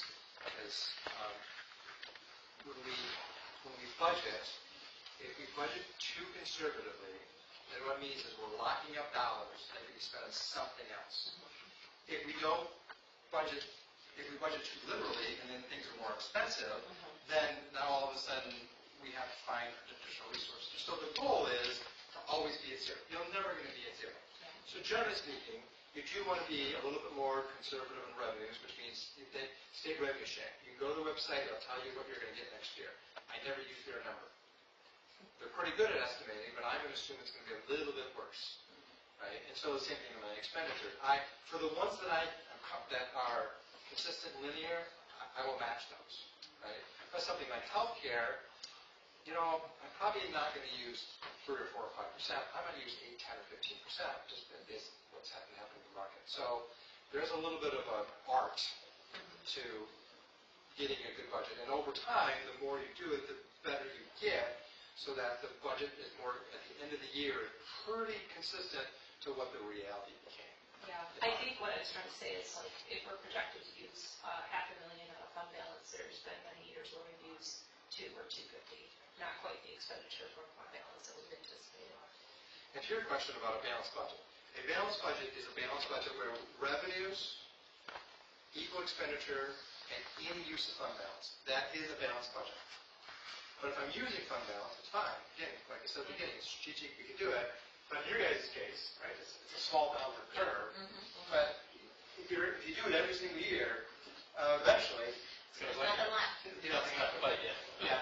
So in your guys' case, I think one of the low-hanging fruit would be is having a conversation about where we want our fund balance to be. Like just really talk about that, We right? have, I'm sorry, we have too, because at the board level, it's been, I think in the past, it's been like 25%. With the previous board, was where they wanted the fund balance level to be. Well, board policy currently says if it's over 25%, the board has to have a conversation about how to use them. Correct. But clearly that number is way too low. Correct. Now, part of this too is how do you define fund balance? Because when you go back to fund balance, and we talk about the details, there's actually 5 different types of fund balances that you have. One of them we don't care about. One is restricted, which we've already talked about, so the police and fire is restricted, where they don't have fund balance, but if they did, they would be restricted. And then you have three other types of the ones we focus on. There's committed and assigned. Committed and assigned are very similar to each other. Basically, it's the board saying, we want to set money aside for some future purpose. And then we have unassigned. The combination of those three is undesignated. And undesignated basically means, even if it's committed or signed, you as a board tomorrow can change your mind. You can use it for whatever you want. So I'm saying I'm going to spend it for Parkway, but I can change my mind later on. And so when we look at this number, these numbers, the blue line at the top, the median, and this line is the combination of those three. So when you talk about your fund balance, you might get to a point where you say, you know what, our undesignated fund balance, which is the portion that we want to use for unplanned, unexpected events, maybe only needs to be 25, 30%, right? Because that's enough for unplanned, unexpected events. But our committed and assigned, we need to be planning for stuff. If we have a good CIP and we know we have $20 million worth of projects in the next 20 years, where does that come from? Well, it comes from you setting money aside. And so part of it would be is not just looking at fund balance policy and saying 25%, it would be defining what we mean by 25% as well. So some communities just do generally, and it's all three of those, but there are some nuances there to figure out what's right for your community. We just haven't in recent time used the other types of fund balance. Like you can still see it on our audit, but nobody around here knows what those things were assigned to. Like we can't figure it out. But because the auditors see it every year, they keep rolling it forward. So I don't know how we could use those numbers or unassign them or move them to something else. Resolution. Just, it's an action of the board. Yep. But it's not, it can't just be an action of 51%. It's not 4 people. Yes. You just pass the resolution, you pass the resolution to the board, it says I want to Undesignate? undesignate the committed. The stuff that I've read has said that has had to be a higher percentage of the board. Unanimous. No, I'll look at it. There might be It might be Like 3/4 maybe? 2/3 or. Probably 66%, probably It could be, see, so there's committed and assigned, and committed is a higher level of commitment. And so generally the way I think about it, committed would be a resolution, assigned would be a motion. I didn't think that there was a percentage, but I can look into that. I could be wrong, certainly, but that was one of the things as we were looking at trying to figure out what those things were from. Was do we just move it all into unassigned because nobody could actually tell us historically what the assigned was for. I mean, we still want to do that, but. Would they show in past audits? No. I mean, theoretically, but I mean, it's so old. And all it's going to say is the number. It's not going to tell you the why. Does it say what it is then? And that's why we looked at, for a long time, we were looking to see, because once upon a time, I thought Dan had the board adopt a resolution, and it could have been money for a fire truck, but we cannot, and Jennifer and I looked and looked and looked, couldn't find it, and can't find it, so. We could find where they discussed certain things, but then they spent, then I looked at them and we spent those funds on that fire apparatus. So there was no extra funds ever. You were looking at the minutes? Yeah. Minutes? In the books. Jen and I spent a lot of time doing that. I mean, yeah. Obviously, I think all that was assigned to a fire truck. It wasn't, though. There were not minutes. He said, you can't tell what it was. So when we do it, we should have a resolution for each time we do that, so that we can look it up, and we keep all the questions. Not vote, but an actual resolution. Yeah. Keep looking at our budget, our audit. So in the general, so in our governmental funds, so I mentioned non-spendable. So non-spendable, don't worry about it, but in essence, it's the way government accounting works, if I pay for something today, but if there's something in the next fiscal year, I can't recognize it as expense, liability insurance. I buy insurance this is a bad example. You pay your liability insurance in December, but it's for 2026. Yeah. It's not spendable because it doesn't get recognized as an expense. So that's anything, so don't worry about that. Restricted is, let's scroll up here. So if you look at that $342,000, that's going to be in your non-governmental funds. So those would be any of your smaller funds. So we have to go to the back of the financial statements to see what that is. I don't know why public safety is not, because you have no fund balance there. Yeah, That's right. So committed, again, we can go back, we've got $136,000 committed, and in the general fund, we have $55,000, almost $56,000. So the long and short is, again, you just change Do you your mind. think that's part of the senior center? Well, let's The go to 50, part of the 50? That's what I'm thinking of. Just part of 55 the- is the, Because they were at 40 or 37. I was gonna say, they're at like 38. The senior center, I know that might be part of that. yeah. And he can read fast. Yeah. He knows what page he wants to go to. He's like, boom, boom, boom, boom.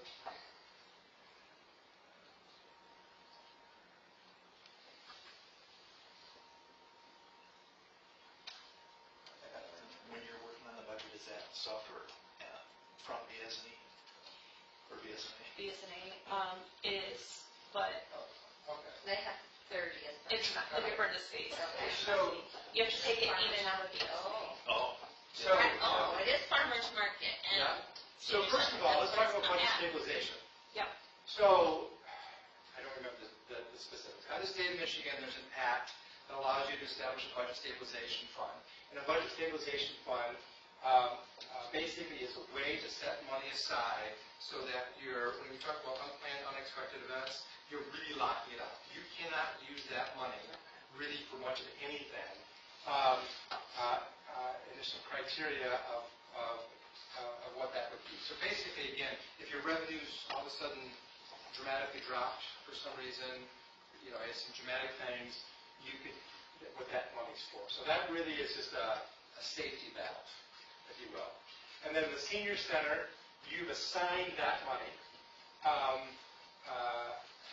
And basically, is that a separate fund as well? Yes, it is. So technically, the senior center probably should be a separate fund, because it has its own source of revenue, right? Correct. Yeah. So it should probably be technically rolled up in the general fund. I it think was it's, put separate so that their donations could be set. And that's what that is. That's what that is. That's the donation. That's money we fundraise to expand the senior center. Okay, that's Same it. for farmer's market. Got it. And same as farmer. Farmer's market was from farmer's No, fundraising. farmer's market was money left over from income over expenses. Okay, so it wasn't when they had the Same with fundraisers cemetery. out at the Okay. Peacock. Yes, but we were still giving them more money than they were spending, so those two things together. I think they probably, we sort of rolled it up anyway, so. The only one we'll get feedback on using differently, I think, is the senior center, but $30,000 isn't going to expand the senior center, nor do we have a plan to expand it, so. I think the question is, how long do you? Correct. Hold You can it there. assign it anytime. You say we're not giving it one. Unless there's donations. Now, the donations themselves, this gets tricky. If I gave money and I told you, you must spend it on X, Yeah. right? Then it's going to we're going to be committed, because it's restricted. It's going to be restricted, excuse me, because it's restricted from an outside source. Right? So, I know. It was mostly like event fundraising, like help expand the senior center, so it wasn't like you gave $5,000 check and said it must be, so it's harder to trace it historically. This is generically given senior center. Shouldn't that 30,000 be restricted then? Well, it's not restricted because, like Ryan's saying, it's not, there's no legal contract that said you can only spend it on the senior center. I basically took out my money and gave you money because you asked for the senior center. Because it was a fundraising. Because it was a fundraising event. It's not legally restricted. Right? Because I didn't sign a contract saying that you must spend my $5 on the we're gonna go back to the same problem we had before then. You're gonna have a bunch of seniors upset because they made $330,000 and whatever Elvis Presley or whatever they had come in. Yeah. It was Dolly Parton. They've done two. They've done two. Oh, what? Okay. Dolly Parton and Kenny Rogers was a couple years ago, because I was here for that one. But that we had, at the time, we had made Dan go back and find that money, You did, and he did find it. you did. Because the township. It wasn't find it, it Put was, it in the general fund. yeah. Now, have we gotta go back and go through that again? No, because it's there. It's already there. Yeah, I know it's there, but if they take it out of that and put it in the general fund, then we're gonna have a. No, because we're making a decision if we do that. You're saying That would not be you safe. raise money to expand something that the township isn't Expanding. willing to take on the project, and we're not expanding it. I mean, the fact is, right now, your revenues for the senior center are $50,000, your expenses are $172,000. Yeah. The senior center is not self-sustainable. And so you can make the argument of saying, It was never intended to be sustainable. yeah, but I'm saying that related to that money, if the board had a discussion at a board meeting and said, you know what, we're not going to use this for building the building because it's never going to happen. Right? You can't save it for the next 100 years. And we're going to take it and we're basically going to, in essence, use it for operations. It's only for 1 year. But it doesn't mean you're going to do that. We're just sitting there and go, Yeah. these are things that you could talk about and discuss as options. I was sure the last one. No. Yeah. And seniors are very passionate about. Yes, Yes, they are. Yeah. And they're Yes, we willing are. to do something if we find a way to expand it a little. Like what, rope over the deck, Plant. we paid it $30,000. That's still nothing. Yeah. That's a project. Figured out how many non-residents use it. Do you think it's the same way to undo the budget stabilization fund as it is to unassign the others? I'd have to look at That statute. was more fancy the way you described it. I'd have to look at the statute in terms of what the statute says. You may have adopted it by an ordinance, and if you did that, I think you would probably be able to just undo the ordinance. So my gut says, yes, you can undo that. I don't think you're stuck forever. Okay. But on the other hand, it doesn't, keep in mind, that money is, I believe, I'd have to double check, is already being accounted in your overall fund balance. It's getting overall up. Yeah. So moving over doesn't give you more money, because you still need to have money for unplanned unexpected events. So No, but if we wanted to use these in the way these tools were meant to be used, it would be better, in my mind, to clear the deck and then start planning for them, rather than trying to work around these things that, like, decades ago was a thought that hasn't changed. Ultimately, we have to find more revenue. Yes. Right, not one-time finds, reshuffles. But like, if we did want to save for a fire truck, and we wanted to assign, like, we're not currently using those Yes, tools right that's now. true. That's true. Or we leave it all And unassigned and so, have I mean, flexibility. we really kind of have two goals, is we have to, number one, figure out how to pay for our current budget without using fund balance. And then number two, find money to do all the extra things beyond that we want to do and will have to do. And, thinking about asking for a vote for extra this or extra that, the school is probably going to be doing the same thing as well. And thinking of being strategic, I think if we're both at the same time, and people only voted for one, they would certainly vote for the school before the township. I suspect it would do the school next year, what I heard. Don't take me at. No, and I don't, and But in trying to predict, voter behavior, I think 2 years ago was difficult because some school millages didn't pass, but police and fire seemed to pass. So it's hard to try to predict. You're not talking about that township though, you're talking about another place. No, just voter behavior across the area. mean, St. John's got a huge one. Yeah, but I don't think that's a fair comparison. No, it's about 50-50% though, of who passed and who didn't this last election, for schools specifically. That's just not in bad schools, probably. It is, problem is, I'm not an expert in this, but it's, the national politics are pouring down the local government now, and the distrust of the government, and so I think that's why we're seeing so many more villages pass. There's more risk now than in the past. Yeah, it could turn on what library books you have in your library at school. We're not going to give you a new roof because we don't like your library books, so it's just harder to... You don't have to come. All right. Other thoughts before we open it up to second public comment? I have not been trained on the public speakers. So, Brenda, I got this one. my apologies, I haven't been trained. The The new timer. You can see it from here, just stand up and try. Brenda Butler. Is that 359? 358. Is that thing not wireless? That was part of, She has a, but I haven't been trained. That'd take the about 5 email minutes. that Heather sent out about, go watch that, how to. Normally, which you... Normally, that is Why did you want to go over any of the stuff that's actually in the report packet?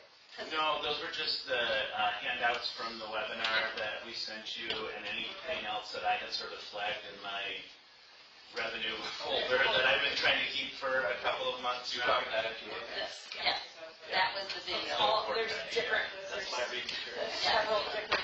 It goes along with the video, that's the slideshow. Okay. Thanks, Rod. Yeah. Okay, so this one is in your packet. No, you're fine for it. This one's in your packet. Rod just gave me another, 2 documents. This one's in your packet, but this one is not. So we'll circulate. Okay. Yeah. Yeah, that one was, yeah. So we'll circulate this as well. And why do we have the stuff for Vernon Township? It's more than just Marin. Well, you look at, there's The region's charter township. you got pictures, you guys. You wanted to see how the rates were comparing, that'll give you all of the 2023, that was the only one that was available. We could pull all of them in a single year from the treasurer's website. I can do the 24, 25. I mean, really what we want is the 25. What are we going to do about that? What are we going to do about the operating millage? So we can do some research on the L4029. We're gonna have to. I mean, that's so weird to be so far out. Whack compared to everybody else. Yeah, I mean, that's just crazy. Yeah. When do we need to make decisions by? Of like what our course of action can be, if we take action? Well, theoretically, we make it as part of the budgeting process. We'd be voting on revenue, at least that piece of the revenue. That one. Right, anything that's not voted, we would be voting on as part of the budgeting process and the resolution. Things that would go to voters, I think. I mean, if you want to do a road millage, Yeah. or if you want to do the road special assessment, depends on what way you want to do. Because with roads, you can just do a special assessment, it goes to everybody, they don't get voted. Yeah, but there's Processes, but there's processes, we have to do public hearings, you have to do, let everybody know each that thing it's has its happening. own timeline and And process. so, how much of our budget this year went to roads? 300. And how much was it last year? 6. So, And average of it was a around million 5. something. 4 to 6. That's around 5. There you go. 4 to 6. I have kind of modeled that after former superintendent Dan usually gave me 4 to 6. So we've tried, but like this year the finance committee made a deliberate. So if we were able to cover that out of the special assessment, then that's almost our break-even money. Except for that, yes. That solves One problem. a year, but it doesn't solve. I mean, unless you do But a you're- special but right. assessment for 5 years or 10 years, because you can go up to 20, I think it was. You can put a limit on it. But you've got 2 months, and the roads are gonna go to hell. And then you're gonna catch hell from the roads not being taken care of. And it's happened every year. Well, it didn't happen last year because we were lucky, we had a good winter. But we have had years where you couldn't get school buses down. plan our road taken care of. And if you say we're not putting any money into them, No, I don't think anybody's saying that. No, we're just saying, like, no, I'm not saying you're saying that, Oh. I'm saying the people are gonna say that. Well, like I told you, I think the last time we talked, I think there's an educational process that takes place about what happens to dirt roads in Oregon. Yeah, but you talk to a person that lives on a dirt road and they can't get in to go to work. I understand that. They are I drive them extreme at us. every single day. look at Also me. technically It's roads are our, I call the cops all the time. Every day. So you will. all right. So, Any last thoughts then? Thank you, Rod, we appreciate this. I guess I would ask you as board members to give us ideas about what ones you want us to try to pull levers on to give you more information. Well, I think that's part of what we'll craft in trying to put together the agenda on these items now moving forward. Now that we've had this, You know. What ones are you guys really want? Like choose one every meeting. I think, Yeah, that was the initially plan. the goal was to have a topic every board meeting or I once thought a month. this was in lieu of that. This was in lieu of that. We I want don't think we topics. can We want- piecemeal it anymore because Right. they're now connected. Okay. So I don't think we can say like, in this meeting, we're gonna decide a road millage, and then in a month, we're gonna decide a different, you know what I mean? Like, Yeah, but the I was decisions thinking- have to be made. I understand that, but I'm thinking like, we should have some very specific questions those too, like, because the sky's the limit if you talk about these things. I just want us all to be similarly on a similar page and topic when we're talking. But that's your job as supervisor. Well, it sounds like the first order of business is to figure out the operational millage. Okay. Because if we don't have an answer whether we're at the right level or we're not at the right level, Right. all the other decisions are gonna be wrong. But I don't know that I don't know that even if I got with Beth tomorrow, that we can solve that by the time of your next meeting. Next meeting, girl, who said next meeting? That's what I'm saying. That next meeting. No, I'm not saying that, I'm just saying, if that's the first order of business, is to talk about Which operational. doesn't mean next meeting, though. Okay, To bring your. that's why I said we need some road planning, like, not road planning, but road planning. Like, what things do you want us to? They're missing metaphors. No, we will not, we are not expecting you to have this next meeting, to be very clear. If you're talking about that one No. first, No, I don't think we're gonna take them in piecemeal anymore. I think we have to take it as a whole. people come to school. How do you want the township to look? Yeah, like which ones we wanna push. I mean, Because we if found it's all gonna be on this level, we don't even need to talk Find out about about the village. it. That'll happen. But 6 it's weeks some before it votes. many level. They don't call us, we don't. I think it would be beneficial to both entities to have those discussions. Oh, Brenda's reached out to them. Recently? Not this year, but like, I mean, Yeah. it's like, are you gonna do an election? Are you going to run a millage? And they were like, well, we don't know yet. Oh, that's reached out. Yeah, You're talking about the Trustee?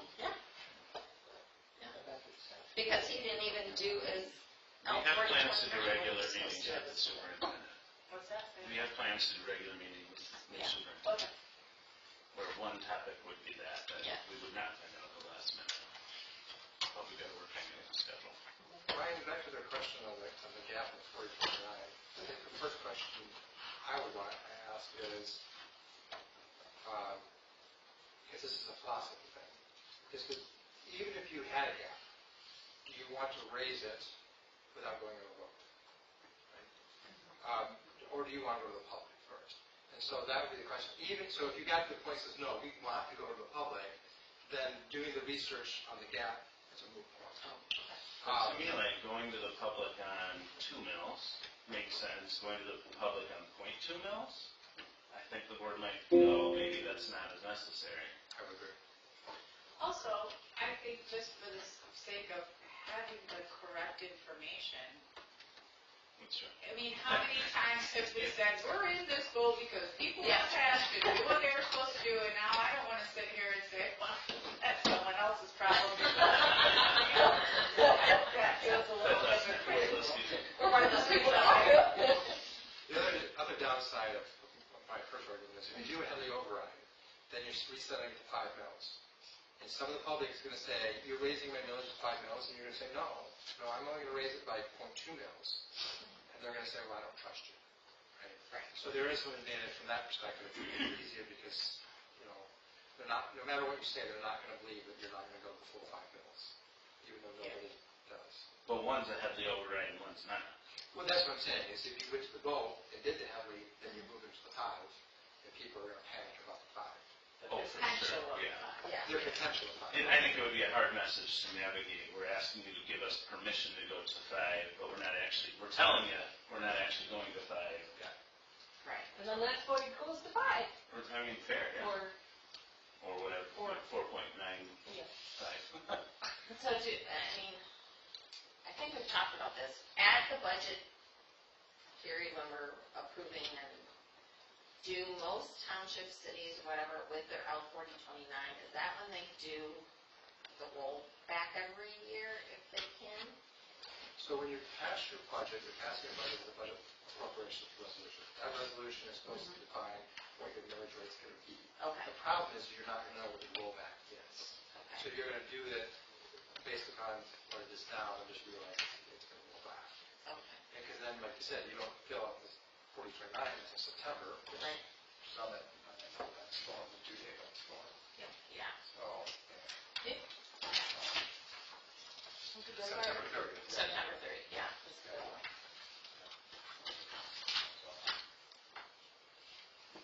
Okay. All right, let's wrap this up. This has been really, really helpful. Again, thanks to you, Radford, for putting this all together in pretty short time. Yeah. Less than a week. We're proud, yeah. Let's move to item 7 on the agenda, which is public statement 2. Again, this is limited to 3 minutes on any other topic that affects the township. So please, again, stand in the general void area, give us your name, and tell us what you'd like to tell us. Ray said, we've got that very thing at 6 o'clock. You talk about maintaining roads, and having the county give you some money. First thing you gotta do is decide at what level you want these roads maintained. If you don't tell them that, they have no idea what it costs to give you. From the gravel roads, you want them all paved, that's just enough money. You just want to stay good in the spring, that's something else, but you gotta determine what you want these roads to be maintained at. The other one, just a question maybe for you is, CIP, what should it include? Right now, we only include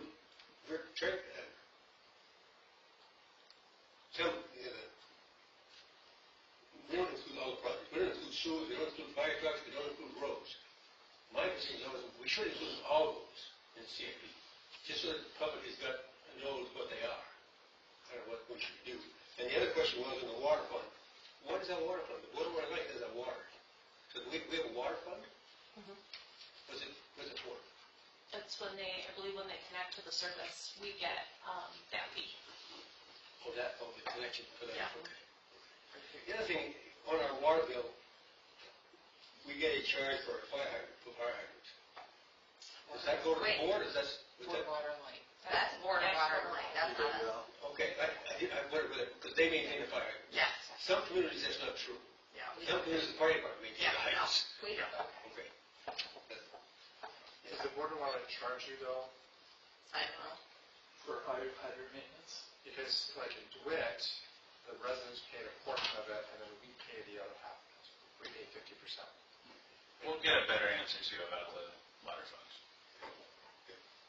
And I know in my water bill, there's always a hydrant charge. Okay. The other thing you talk about sewer, split sewer based on water usage, you can't do it with people who are not metered, but anybody that's on the water system, you could use that. The problem is, in the summer, their water usage is higher because they water their lawns. The way it's done some places is you use their average winter rate year-round for the sewer.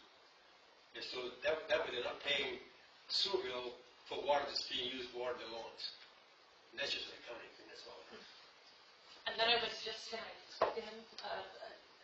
I know. I was just going to say, I have been including sewer fire trucks and things in the CIP. You guys haven't been scoring them at the planning commission, but I do include them. Okay, I've never seen a final CIP, so. Okay. Okay.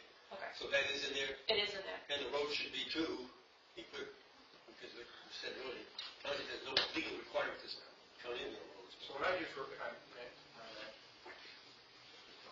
That's why Can you speak? some specific projects are. Yeah, but they should be typically, I know 20 years for sewers. The school also has its own CIP here. Correct. Okay, that's all, only notice I Go had. ahead. For the roads, on that first one, the CIP, I agree, you should put everything in this big project, that's in there, sounds like Karen's doing that. And then for roads, what I've always done is because unless you have a road asset management plan, either devised by the road commissioner or outside engineer, what I've always done is just put a dollar amount, like we want to invest, $500,000 a year, and it may not be 500 every year, but that way you at least have a placeholder so that, to your point, the residents can see that, yes, we have this fund balance, but we have all of these projects to do. And on average, we need to be investing $500,000 a year for roads, as an example. How do we see that as a board? Just in the line items of the budget? Or is there a full plan? I say, Okay. That only has some Parks and Rec stuff, that kind of detail. Page, what? The CIP, isn't that, what about it? the stuff you list, isn't that on this? It's all in there, yeah.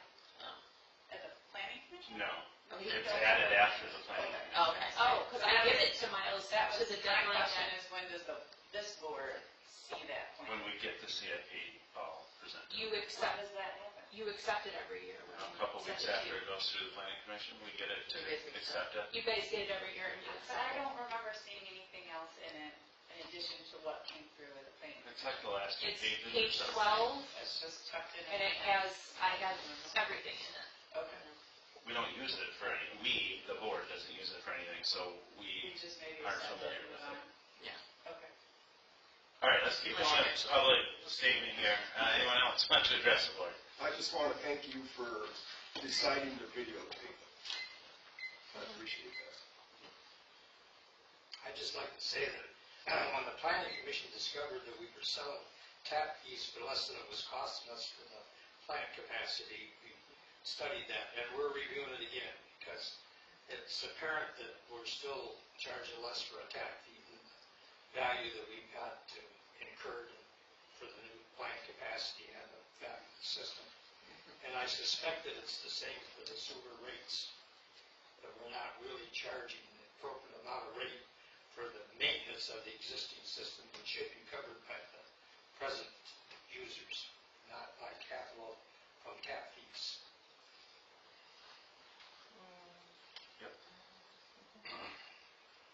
And that's why we raised them last year. Yeah, that's why we raised them last year. And we have talked at the finance committee about raising them every year. Yes, we should be studying that, at least biannually, yes. And that's partly when he was talking about Andy Campbell. He's the Yeah. one that helps with the sewer studies. So, And we're also looking at, are we making any headway on the 425 area? Because now we're paying inspection fees and planning people to go down there for housing issues and that kind of thing. And we can't collect at this point any fees for doing that. So do we really want a housing ordinance so that now we can charge people a permit to have a rental and recoup some of that cost? Because do you really want to spend a lot of money down on the 425 for no benefit? he's talking about Chandler and all the apartments. Yeah. And all the And issues Shepherd we have Crossing with the and rental. Nova Loss. I think we are working on a rental. Yes, that's why we're It's working on coming it. to the board, I guess. That's one of the purposes we're working on. Yeah. So, but I honestly, and the planning commission skipped this around, is that 425 something that we should really be investing in? We're spending a lot of time and a lot of money, potentially even more money, on that 425. What's going to be our return on investment? If they take it back. And that happens in, Do we want to take it back? I don't have any idea. Well, I don't either, because I don't have any data. The sewer, We don't have any data, Al. oh, I know we don't. We don't know how much we're That's why spending we for got 8 police. years to figure it out. We don't know how much we're spending for fire down there. We have no idea. Yeah. No, false alarms. All right, anything else, John? Nope, thank you. Thanks. All right, this is all the public in place. Board member comments. Board, None. anyone have a comment? We don't need to go person by person. person here. No, I think this was really good, thanks, Todd. Thank you. Appreciate it. Well, I feel like I've learned a lot of these sessions, so. More questions? All right, I think I heard a motion to adjourn down here. Second. And a second here. Is that Brenda? yeah.